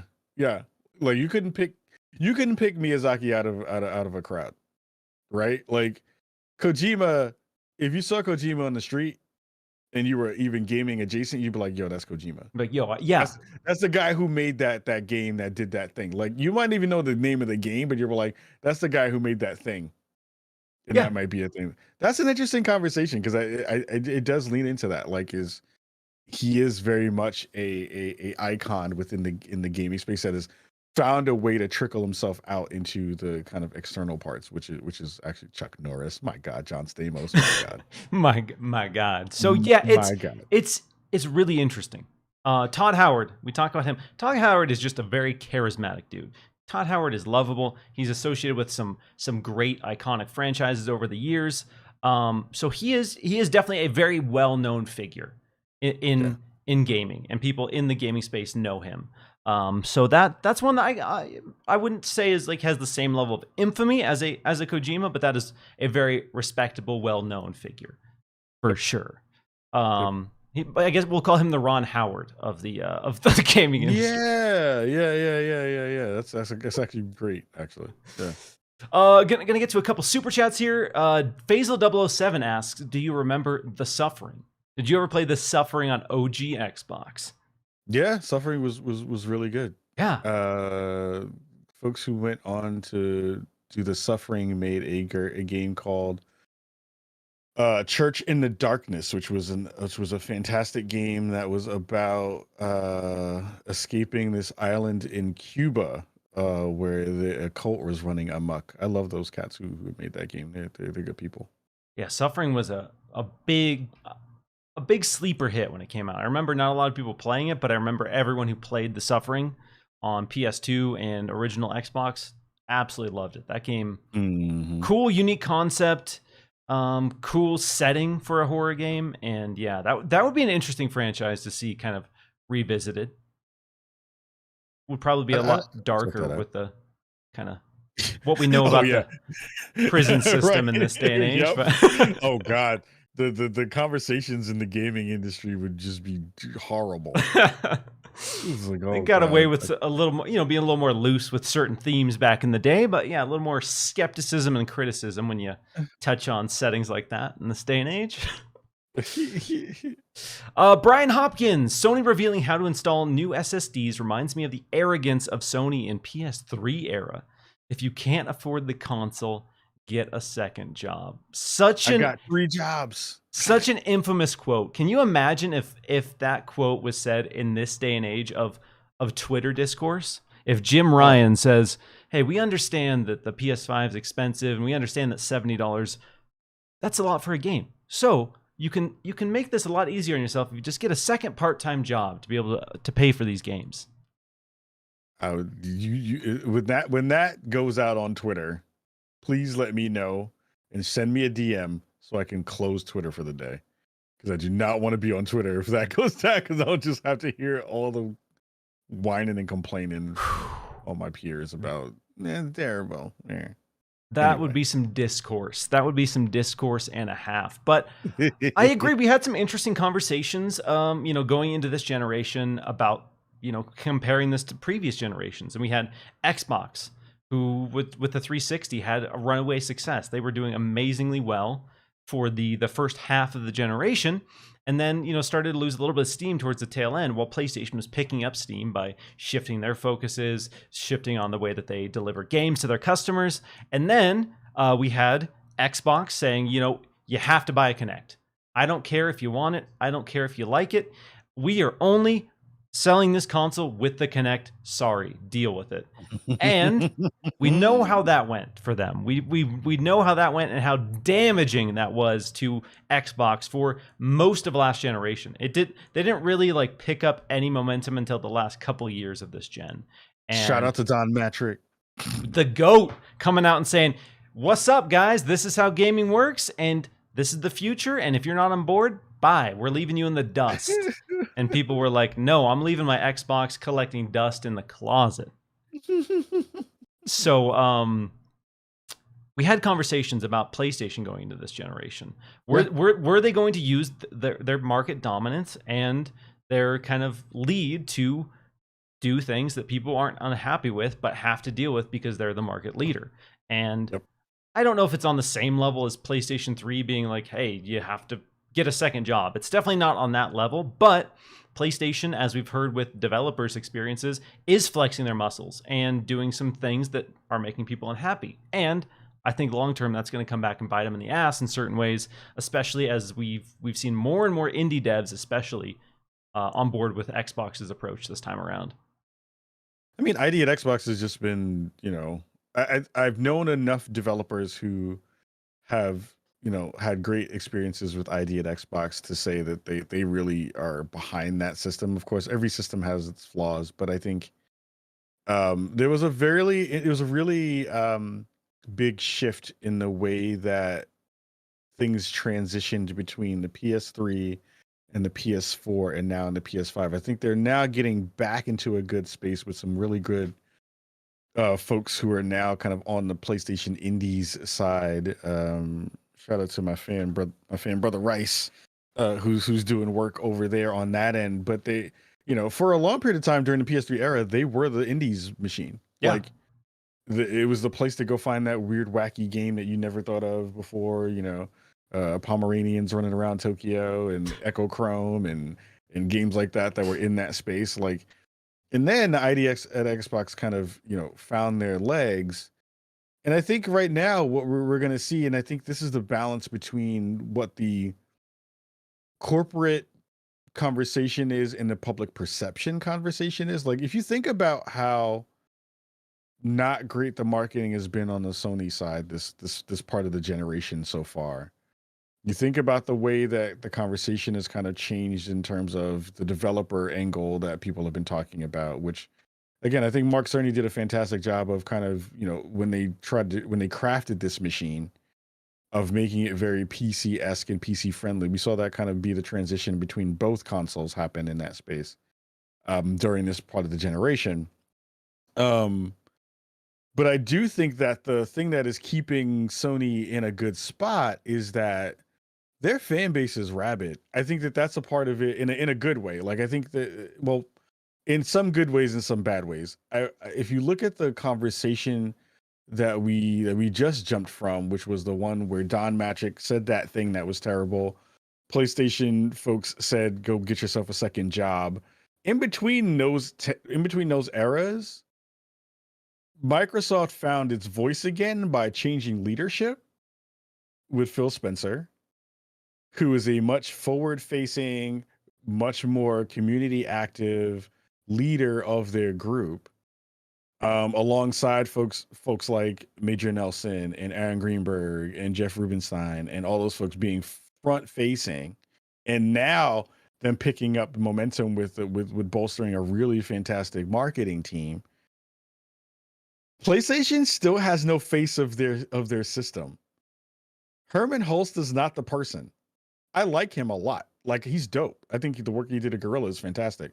But if you think about what PlayStation puts out in the world from a marketing standpoint, that is who is the face of PlayStation? There isn't a face of PlayStation. They had that in the previous generation, with Sean Layden, right? But even if you matched up Sean Layden, and I've met all of them, they're dope people. I like them a lot. Sean Layden and Phil just have different vibes. And I think that those vibes matter in the way that we're looking at it. But if you think of the numbers right now, even if you look at where PlayStation is right now in this moment, sales, all that kind of stuff, if you ask most gamers which machine is the better machine, people will still tell you PlayStation is the better machine. And I think that that is because of all that momentum that they built up in the PS3 and PS4 era. There's still a feeling that they're the machine to beat. When if you look at Microsoft and all the things they've done from an accessibility standpoint, from a marketing standpoint, from a subscription-based standpoint, that again is the best deal in gaming. Have you heard about Game Pass? Like it again, it is an interesting disconnect between what is happening and what people are perceiving. And I think once you've gotten into a space where you're managing perception in a really good way, you get to then lead by doing that. So that even if people who are kind of getting screwed on what they got still believe it's good, they will evangelize that it's still being good. So I think that's where we wind up landing in terms of a lot of these conversations right now, is like everybody is in a decent spot, depending upon how you look at it from a how many games are in the channel, who has the games that are kind of be coming out soon, in the next year and year and a half. Like I think both systems have a really good roster of stuff that's going to be dropping, but I think it is still very much Microsoft playing catch up to what PlayStation was able to do with with a generation and a half. And I think that it'll be interesting to see what that looks like in the next back half of 2022. Yeah, that's where we get a chance to see how all of that actually plays itself out. Yeah, PlayStation was in a really good position, like a phenomenal position to launch a console with the PS5. They had a lot of good momentum, they had a lot of goodwill in the community, and they just came off some major releases that have, were Game of the Year contenders with God of War, Ghost of Tsushima. Like they had a lot of notoriety. A lot of us we obsess about the hardcore gaming space and the hardcore scene that we see on Twitter. But PlayStation, from a widespread perception, was doing an incredible job. So people more casually invested in gaming recognized that PlayStation was a great platform, had great games. And so Xbox now, for a while in the public perception, they were, and this might be a little brutal, Xbox was bad for some circles of the public reception. Xbox doesn't have games. Xbox doesn't have games that are as good as PlayStation. Xbox was more expensive. Xbox makes you pay for Xbox Live when PlayStation doesn't. Blah, blah. There's all these things from a very casual, broad sense that were on paper bad about the Xbox platform. Now we are in a world where on paper, Xbox, I would say it definitively is the better platform. And then if you look at the Xbox Series X compared to the PS5, I would arguably say that the Xbox Series X is the better console in terms of specs. And Xbox right now is working incredibly hard to make sure that the widest circle of people knows that and understands that. They want you to know that the Xbox Series X is the best console. They want you to know that the Xbox Series S is the best value for a next-gen console. And they want you to know that Xbox Game Pass is hands down the best deal possible in gaming. No one else is competing on that same level. That is what they're working to do. And as that messaging grows outside of the hardcore circles and expands into the casual space, as we've seen, and as we've seen more and more lately, Xbox is going to be in a position where they're the good guy, and then on paper, PlayStation, because of X, Y, and Z, is going to be the quote-unquote bad guy, unless they make some major changes. And again, I'm not saying that PlayStation is bad. I don't think anybody's doing exceptionally poorly right now. Like you said, I think Nintendo, PlayStation, and Xbox are all doing incredibly well. But I think Xbox's marketing push, and like you mentioned, this focus on personalities, like, for a while, a business did not have to have a personality at all. An Xbox did not, or a business did not have to have any face associated with the brand whatsoever. Companies like Xbox are saying that not only can you be a successful company, but you can have a face. You can have a person in a leadership position who's doing a great job, who is also personable, who also gets out, shares the messaging, shares why they love gaming. PlayStation does have a face, and that's Jim Ryan. And I don't have anything against Jim Ryan or the way he looks, but I don't think people really like Jim Ryan, generally speaking. Like, Jim Ryan doesn't give off this vibe of being a cool, down-to-earth person who understands gaming. Jim Ryan gives off a vibe of, we are a company and we are making money. Here's how we are going to make money. And I'm not saying that's inherently bad, but I'm just saying if you're a gamer, if you're a person invested in the gaming space, you don't care about PlayStation making money, or you shouldn't. You should care about how that's going to affect you, what you're going to get out of that deal. And so Jim Ryan gives off a very businessman vibe. And in the gaming space, quite frankly, that's not cool. Nobody likes Jim Ryan looks like your boss. He looks like your boss. Like, he looks like every time he gets out in a press conference, you look like you're about to get scolded about some sort of financial report. Hey, I noticed you clocked in. Where's that TPS report? I'm looking at the reports here. You clocked in 5 minutes late 3 times this period. We're gonna have to address that, and that's. Excuse me, Miles. Did you go to the bathroom? It's not a cool vibe. Bathroom. Again, you don't have to have a cool vibe, but Jim Ryan, he's. I'm not gonna say anything inflammatory, but No, but you're right. You're right though. You're not wrong. It's like cool uncle versus your boss. Exactly. Nobody likes talking to the boss. Nobody likes talking to the boss. Especially when your boss is a little uptight, which is kind of the vibe I get from Jim Ryan. I mean, it's the reason why I think, because like Sean Layden had a little bit of smarmy to him, and I don't think that that's because of anything that he did specifically. I think he came off. He was actually pretty perfect for what the system was looking for at that moment. Mm-hmm. PS3 and PS4 was looking to get into this kind of very slick. We want you to be the centerpiece of your living room from a showpiece look. And he was the guy that kind of had swag to him. He had a little swag to him in that respect. Jim Ryan has no swag. Like Phil doesn't have swag, but Phil is down to earth. And down to earth will beat swag 95% of the time. So like, if you have swag though, you can talk to a very specific part of the audience in that way. And Jim Ryan just has no swag. Like, he has no swag. Like, I'll say it. I know it. I'll say it out loud. Jim has no swag. You gotta have a little swag. Fanboys out there, Xbox fanboys, if you want a shirt that's going to upset people, Jim Ryan has no swag. There you go. Get that on the show. Colt Eastwood. Get Colt Eastwood to make the shirt. Somebody do it. Come on, Colt. But you're right. You're right. Jim Ryan is an excellent person to get in front of the investors and say, this is the strategy that we're using, and this is how PlayStation is going to make money. Jim Ryan is a terrible person to put in front of the player base and the customers, because Jim Ryan comes off as a businessman. And again, I'm not saying there's anything fundamentally wrong with that, but you compare him to Phil Spencer, and Phil Spencer gives this air of just genuine care and, investment into gaming, into making video games. And that is really refreshing. The dude grinds. Destiny. Like a monster. Maybe an unhealthy amount. Like we're talking this dude has thousands of hours in Destiny. I don't think Jim Ryan has thousands of hours in Destiny. I don't think I've ever heard Jim Ryan talk about playing a game on his own platform, to be fair. Like To- I'm thinking about it and like running through some of the stuff that I remember him saying. Even in press conferences, like I don't think I've ever heard him say that he's been playing games. no, he hasn't been like, oh yeah, I checked out the new 60 FPS update for Ghost of Tsushima, Yeah, I've changed the never way I heard that. experienced it. No, he's a numbers man. He's all about that paper.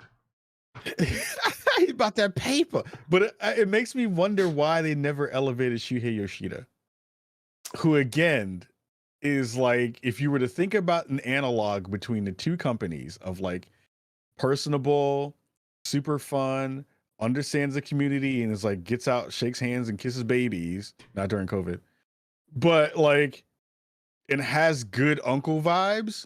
Shuhei is that dude.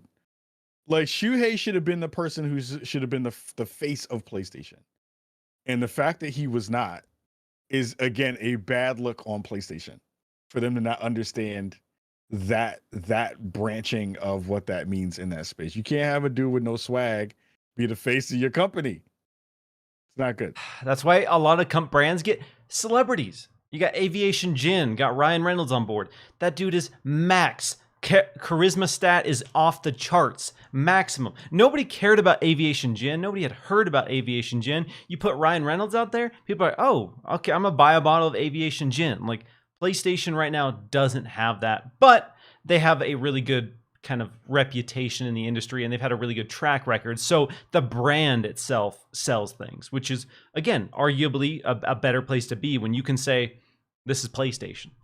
Like Yeah. Apple. Like Apple's like, we're Apple, this is the iPhone, you're gonna buy it. PlayStation's like, we're PlayStation, here's the PS5, you're gonna buy it. And that's honestly a really good place to be from a brand perspective, but not as fun. Not as fun. Here's the thing that I just saw in chat that I would like to address too, because I think it's actually really interesting. A Dreamall says Shuhei's English is not great enough to be the CEO. Here's the interesting part about that, and I'm happy you said that, because it was the thing that I missed when I was talking about how dope Shuhei is. Shuhei's English is pretty good. It also lends to the fact that it is an interesting and perfect bridge between the Japanese market and the American market. Was the fact that he was the person who was able to convey all of that fun, even with not 100% perfect English, and still be a person who you thought about like a person who's in the space to be like, yo, Shuhei is dope. It's like the same the conversation with Yono-san, who was over at Capcom on Street Fighter. Yono-san's English is probably not even as good as Shuhei's, but he was the face of Street Fighter for an American audience, and everyone loved him. So, like, the idea that you can't have, that your command of the English language may not be 100% perfect, and you can't be the face of a company externally in that way, I think that doesn't track. I think it actually, for him especially, it would have been absolutely fine, and everybody would have rocked with it, because he was on so many different shows. He was on Kind of Funny Enough. He was doing the IGN spots. He was doing all those things, and everybody just loves him. So, like, it's an interesting thing to think about, where even if you have a person who has the command of the English language in terms of Jim Ryan, you still has no swag.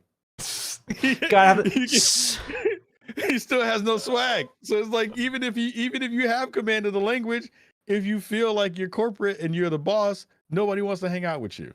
Exactly. Nobody wants to hang out with the boss. Sorry to all the bosses out there. But yeah, all the bosses, you're not a BWSE. Sorry. Gonna get to some super chats here. You guys have been absolutely crushing it with these. DS Omen says, if you could choose a film director to switch over to video games, what director would you choose, and what type of game would you want them to make? All right. Ka. One director from Hollywood, you're stealing them. They are now making games, and they are making a game in this genre. Who are they, and what is the genre?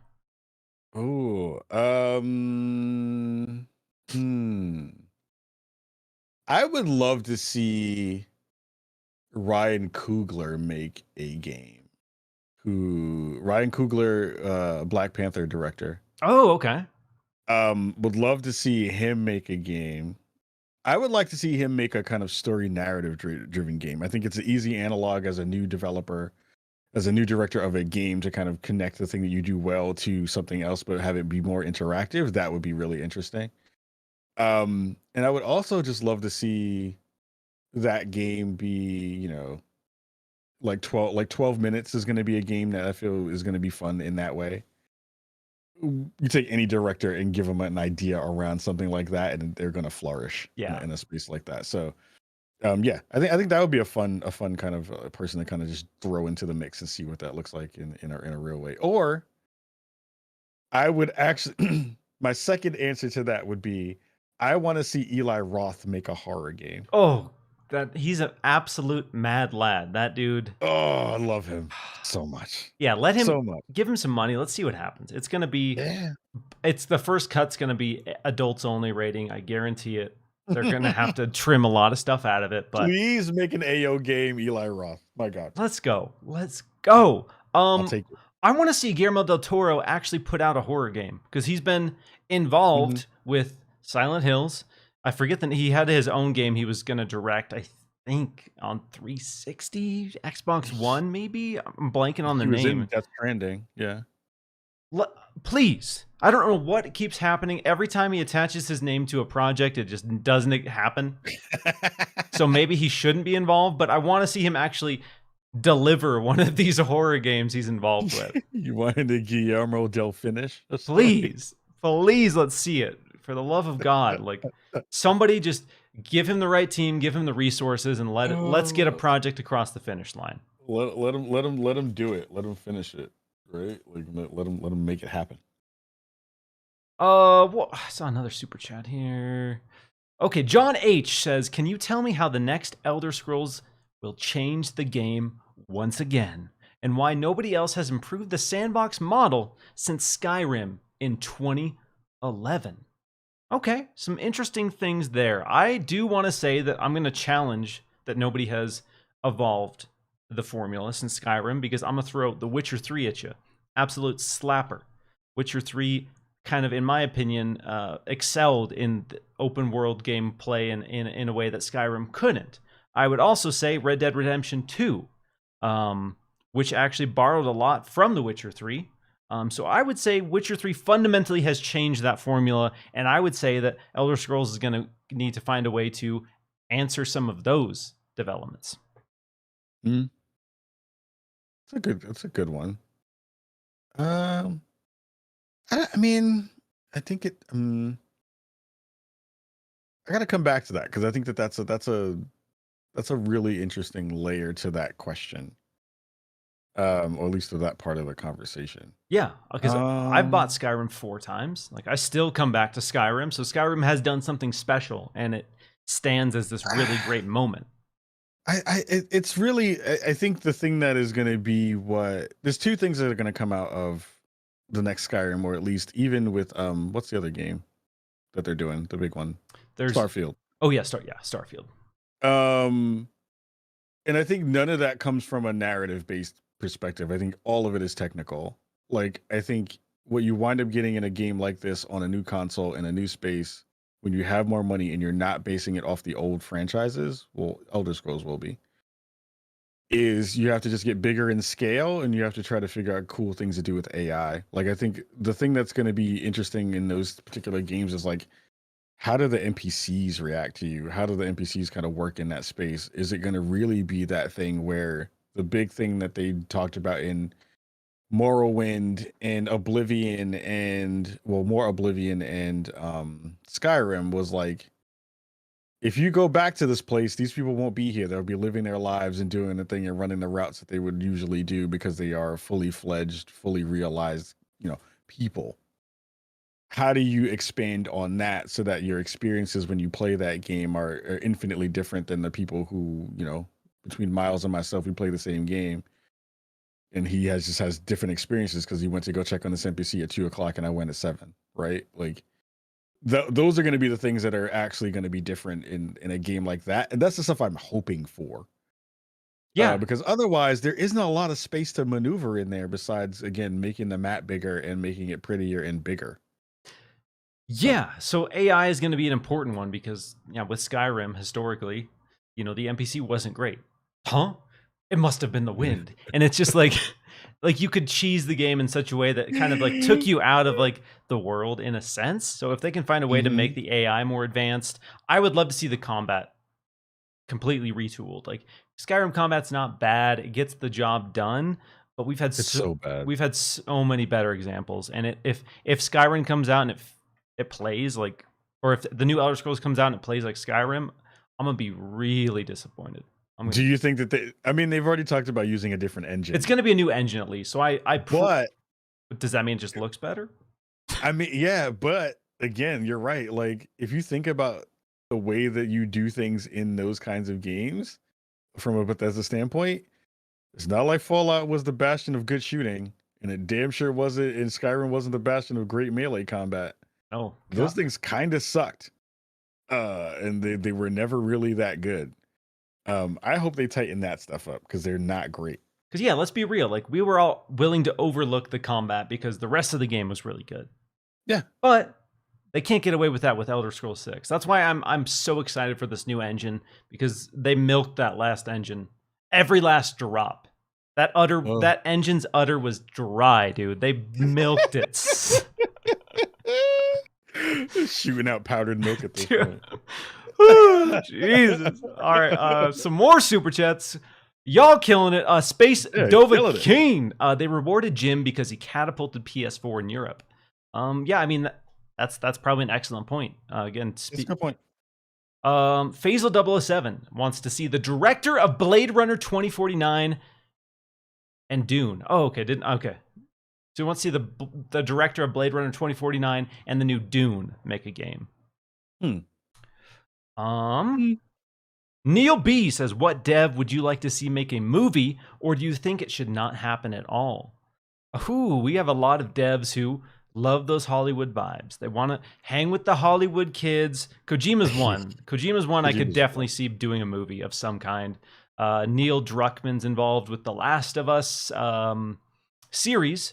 So, and he's expressed interest to do a Hollywood movie, so I could see him doing a movie as well. I don't know if I'd want to see them do movies though. Like I don't know if that translates in that direction well. I think it translates in the other direction well, because you're doing the work of being really creative from a directorial standpoint. You're using the vision of what you want to see a world kind of look like. But as a dev, you're doing a lot of both the visioning and the kind of nuts and bolts parts of that.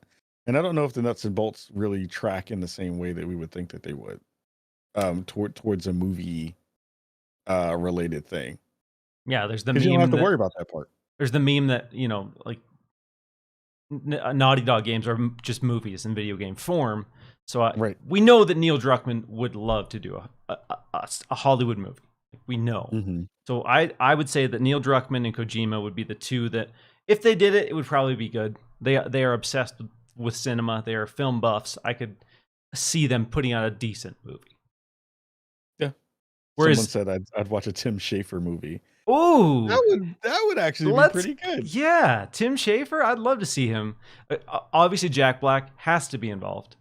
Jack Black has to be there, and he would be there in a heartbeat if Tim Schafer was doing a movie. Okay, we've been just flying through. Real quick, we're gonna talk about Back 4 Blood, which is oh my god, kind of the big portion of the show here. So I'm gonna boil this down to streamlined, broad view takes on Back 4 Blood. First off, what are the things you love most about Back 4 Blood? What you've played so far of this open beta? It feels like Left 4 Dead. I mean, again, it's from the folks who made it. They have a pedigree. They understand the things that make that series great. It feels like the gunplay was super on point. I never felt like I was being, caught in any cheap deaths or scenarios. And it really just again like showcases the power of what that AI director is doing. In changing up every scenario every time I've played it so far. It has felt very, very different. Besides the kind of big scripted moments, again, that's the one thing I want them to fix Like I think it's getting everything else really well done. But like even in the kind of beta stuff that we've seen so far, you know when the big monster is going to come out of the ground. Exactly. Yep. I want them to fix that. If you can make that also AI directed so that it's not just going to be, I know I'm going to walk here and then get to this big monster, that changes everything. Because then you're just like, did I get the right gear for this part of this map? Did I do the right, did I kit myself out the right way? Did I pick the right cards for this kind of stuff? So yeah, I think they are nailing what this game is supposed to be from what my expectations were going in.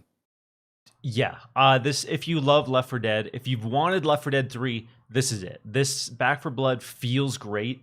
It feels like a modern improvement to the Left 4 Dead formula. They don't stray too far from it. So if you're familiar, Yep. you know what to expect going in. A lot of the kind of creature archetypes are similar. So they know what they're doing. But there are some enhancements to the formula that make it feel modern. It's faster. The gunplay feels great. And they've incorporated elements of like a battle royale and roguelites in a really cool way. The card system is incredible and completely changes the dynamic of every playthrough. So you have the director system, as you talked about, which changes up the AI based on how you're playing. But on top of that, you have a card system which changes your perks and also can modify the environment. We were playing the other night and we had the fog modifier. So we were Yeah. playing through and then a heavy fog. So you can't see more than 5 feet in front of you. There's just a wall of fog, and that's just a completely random modifier that can be applied to any stage. So stuff like that gives you that replayability. Because I remember playing Left 4 Dead 1 and 2 over and over and over, and there wasn't that much different outside of the director. Like the way zombies would spawn was slightly different, but the stages never looked different. There weren't big moments that were different. And this, with the card system, adds some cool, meaningful ways to mix that up. Also, being able to play through a stage and get weapons that have different stats, being able to get weapon attachments like scopes, magazine additions, makes it more rewarding to explore. Because fundamentally, Left 4 Dead boiled down to running through those stages as fast as you can every single time. Like there was no incentive to explore any rooms. In this, you have weapon upgrades and you also have copper, which you can use to buy stuff. So there's incentives to explore all these incredibly designed stages. Like I love the small town America detail that they put into this. Like these places feel real. There's tons of small little details everywhere, and it just makes this world feel more fleshed out.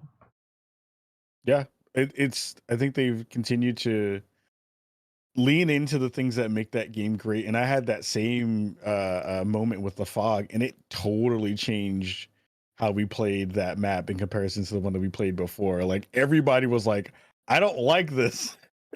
This fog is here. I don't like this now. It got infinitely scarier. Like you just were like, I don't know what's coming around the corner.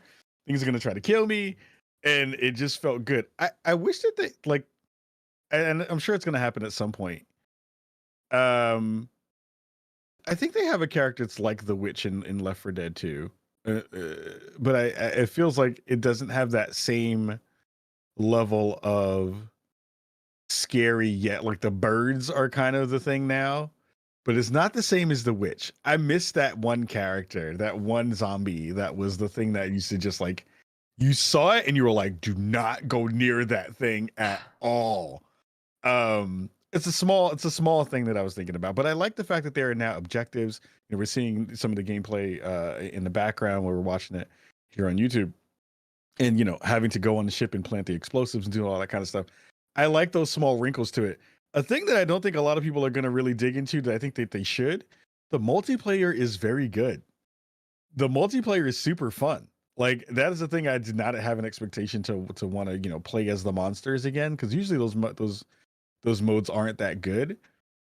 But they did a really fun thing of making it time based, where you're basically doing a who can kill the other team the fastest mode. It's super good. Like I did not have an expectation for that to be as good, and the fact it's going to be cross platform across everything. You'll be able to play with anybody anywhere.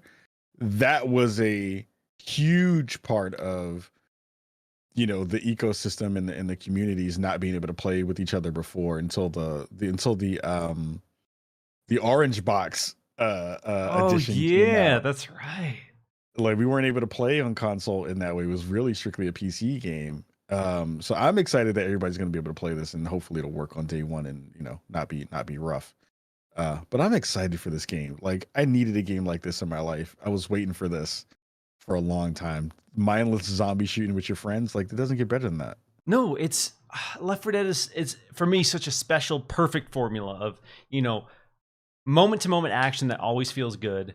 Every second you're in the game feels good, and that's a hard thing to do in this day and age. You always have games where certain moments drag or there's pacing issues, but Left 4 Dead has always been tight. Left 4 Dead has always been fast paced and fluid, and there's been a lot of people who've tried to do Left 4 Dead. We've had World War Z, we've had Vermintide, we've had other games, Zombie Army, and I've liked those. A lot of those have been great. Zombie Army in particular has been really, really good, but none of them have quite given me the same feeling as Left 4 Dead. And this is, after playing this beta, I'm so ready to go just all in on this because I've wanted it. They've told us that this is going to be Left 4 Dead, but playing it and seeing how it is and how it's going to improve what Left 4 Dead is really exciting, because my friends and I have had conversations, ahead of this, like, if Left 4 Dead comes back, would it be interesting? Would people even care? It's been so long, and we've had so many first-person co-op shooters. Would anyone care? And we were talking about, how would they even make it interesting or modern? Would we get bored if they did Left 4 Dead 3 and there wasn't a huge change? But with the card system and some of the other elements, they found ways to keep the core feeling great, but make it modern, give you progression, give you things to work towards, which we've kind of come to expect from our multiplayer games. Yeah, again, with that being in Game Pass, it's going to be huge. Like, it's going to be a big thing for that game to be able to find a good spot when it lands in a market and an audience that's already going to want to play it. So I'm so excited for Back 4 Blood. Perfect storm, crossplay, launching an Xbox Game Pass, launching near Halloween. Like, this is going to be a huge release, and I'm so stoked for it. Yeah. Are there any like big critiques or complaints you have after playing the beta that you want to see kind of addressed? I just haven't had a chance to play it on console yet. I was playing with a controller on PC, and it feels good. Like, it feels great. I need to check it out on console just to see if it still feels good there, because I'll probably be playing it more there, on that side of the fence. I think most of it is good. Like, I think that they've nailed a lot of the stuff that you need to nail, besides a little bit more of an in-depth conversation about, like, how your cards are going to be used and implemented. I think, one of the first things they want you to do when you go into game is make a deck, but they don't really tell you that that's mostly for multiplayer and not for actual single player or for campaign stuff. But besides that, like, I think they've nailed what this game is supposed to be. And I'm just really excited for them to ship it at this point and put it out in the world. Yeah, so I've been playing exclusively on Series X. I played the alpha early in the year on PC, and I would say there were some performance concerns for me when I played earlier in the year. Like, the game looks good, but the biggest thing overall is that there's a lot going on. There's a lot of detail in the environments, and the performance is rock solid. Like, I was playing on Series X, didn't notice any performance issues whatsoever. That's awesome. Game looks great, feels great, plays great. So, like you, I would prefer to play on console, and it's nice to know that on Series X, at least, I haven't tried it on Series S, but on Series X, it ran amazingly. No major issues. I'm gonna get to some super chats here. Oh, actually, wait, I gotta complain. You liked the versus mode, right? I like it. Yeah, I thought it was fun. I hated it. I don't know if it was just like the teams I was matchmaking with. To be fair, I didn't play it with a group of 4 friends like I played the campaign. I was just solo queuing into it, and it's not fun if you it's a massacre. It's just an unbalanced mess of just like 4 specials just swarming on you and killing you. And I had some major complaints about versus. So I need to revisit it with friends, because my initial impressions of the versus mode were really, really low. I was not. After playing 3 rounds, I was like, I never want to touch this again, ever. I don't think I'll be spending lots of time in it, unless there's like some ways to get some cool cards or some cool perks or something like that. But you have to play with a team of folks to play it. There is a formula to that mode where if you pick the right balance of monsters, you'll probably win a lot. Yeah, that's what it seemed like, because I had teams that were like synergized perfectly. Yes. And it was like, Yeah. well, I'm dead. I had a good 15 seconds of gameplay before I died. Cool. Feels good. It's all about bloaters. It's all about the bloaters and the vomit ones. Oh, That's yeah. it. It's the vomit ones. Those are the ones that's like easy wins. Couple super chats here. Space Dovahkiin says, isn't Metal Gear Solid 4 a movie, basically? Those 40-minute cutscenes, though. Pretty infamous. Egg frying. Egg frying on a loading screen. My God. Eternal Umbra. Yo, Miles and Kahlief. What would you two feel about a Halo horror game with us playing as an ODST trying to escape from a flood-infested ship or planet? That game is already out. It's called Returnal. That's it. That game is totally already out. But there's people who have been like, this has been a conversation in the space for a while, is would a Halo horror game be cool? People are like, no. Some people hate the flood. I don't know who those people are, what went wrong in their lives that they hate the flood, but they do exist, and it concerns me, and I hope they find some happiness in their lives. But I personally, if Halo Infinite does not bring back the flood, I will take that as a personal attack. That's how I feel about the flood. I want, it's weird because I want to see the flood come back, but they have to, like, the flood needs a retcon at this point. Like, I think the flood as an entity is interesting, but I never thought that it was implemented well in the games that they appeared in. Like, I loved Gravemind as an idea. I loved that. I know people hated Gravemind, but I thought as a concept, Gravemind was interesting because of the way it was connected. But the flood was like a boring enemy. It was just like we're gonna flood you with a whole bunch of popcorn that flies around. Popcorn shrimp, yeah. Yeah, I was like, what is this popcorn shrimp flying around me? I was like, who? It was like, oh, it's a whole entity of sea monkeys. Like, this is what this is. That's trying to kill me, and it's not really doing anything. Like, if they can make the flood actually feel menacing in a revamped version of like how you redesign those things, then that makes more sense. Like, I'll even go back to the conversation about Suicide Squad, the main baddie, and the way that it kind of mutates and kind of replicates. That to me was more scary than what the flood was kind of trying to be in a bigger way. I would love to see them revamp what the flood look like and feel like, and kind of the way they interact, to make that part of it scary, because it was just never scary. I was like, oh, it's sea monkeys flying around me all day that I can shoot really easily. I agree. Like, I thought Halo 1 did an incredible job of having that moment of horror when you discover that corpse, and there's that mystery of like, what is going on here, and then there's the big reveal of the flood. I thought that was incredible for Halo 1. Yes.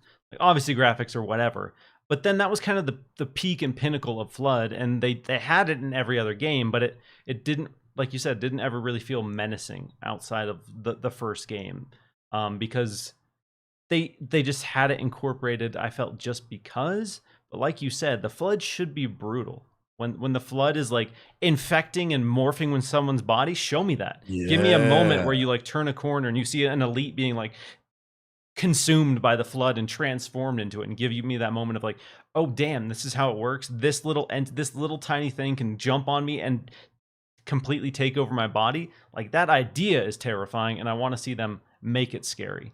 I don't know that we'll see the flood, but yeah. And interestingly enough, one of the best modes that's ever been in Halo multiplayer is zombies. You could use that for flood. Yeah, and really go wild with it, and then see that whole process happen in multiplayer and in single player, and like see the metamorphosis, and then that adds something into that game that's different. The only thing I've seen come close is the Gears of War Swarm, which I think is actually kind of menacing in the way that it works. It didn't really do a lot in terms of damage, but it was like a thing that looked cool and looked scary. Yeah, the build up to the swarm was really cool. Like you have those gross cocoons, and you have like we're seeing in some of this footage on the screen here, this gross like these entrails and this just bioorganism that's all like interconnected. Like that's what the flood should be, and they can make that scary. But will they bring it back? Do you think we'll see it? Do you think we'll see it in Halo Infinite? They're calling this a spiritual reboot, so I feel like you gotta, right? You gotta. Look, we're looking at all these entrails and stuff on the screen. I agree. It's like if they needed reference material, they can look at Paris's food. Like this is all stuff that we could see really easily reference material for what the new flood could look like. We already know it looks gross and terrible. They have what they could. It's easy. I say bring it back. Hashtag Paris's food is the flood. Hashtag Paris food is the flood. Let's get it trending, y'all. Well, trending. We blasted past 2 hours, so I'm gonna wrap it up here. But yeah, it's been amazing. Time's been flying. This was an episode dedicated to horror fans. So if you're a horror fan, I hope you enjoyed it. If you're not a horror fan, I appreciate you sitting through it because there was a lot of horror talk. But you know, when you're on, it's just so natural. Like you bringing up Saw on Xbox 360. No, I don't think anyone else on this show ever would have brought up Saw on Xbox 360. So I gotta commend that. You know, again, you bring out the best of me, brother. That's the beauty of getting a chance to rock with you on the show. I love it. So as we're wrapping this up, one more time for all the amazing people who've been hanging out with us, where can they get a hold of you? Again, I Miles, thank you, fam. Like again, when you were like, "Hey, just come on the show and we'll have this conversation," it's always so much fun to be able to be on with you, and you have one of the best communities out here in this space. I love the chats. So many really fantastic and great questions coming from chat. And so much good love, except for the people who were talking about my cooking. I see. I'll remember the name. I remember. Kahlief remembers this. It's like a video game. You see it in the upper right hand corner. You can check out Spawn on Me. Every Friday is a new episode that drops on the feeds, all podcast platforms. We do our live show at twitch.tv/Spawn on Me on Wednesday evenings at 6 p.m. PST. That's twitch.tv/Spawn on Me. You can check out some of the other stuff that I've been doing. We were doing a show called Presence of Mind that was out there with KP, Kaiser Permanente, and Cloud9. We just wrapped that show, but there's some archived episodes of that going in the world. And I have a couple of things that are in the mix in terms of shows that I may be potentially working on, some other new projects. Our Spawnies Game Awards are going to be showing up towards the end of 2021. Our Game of the Year show, we're revamping it this year. I'll have a co-host this year. Oh, snap. Yeah, it's going to be fun. We're going to go all out on the graphics and all that kind of stuff to bring you our Game of the Years or conversations and all that stuff there. So lots of good, fun things coming around the corner for us at Spawn on Me. So I hope you all will come through it and come rock with me. Oh, absolutely. Always a blast having you on, man. Parting words from you, Donnie. Hit that like on your way out or the flood is going to repo your car. I love it. So appreciate all you guys tuning in. Thanks so much. And we'll see you next week. Have a good one, everybody. Take it easy.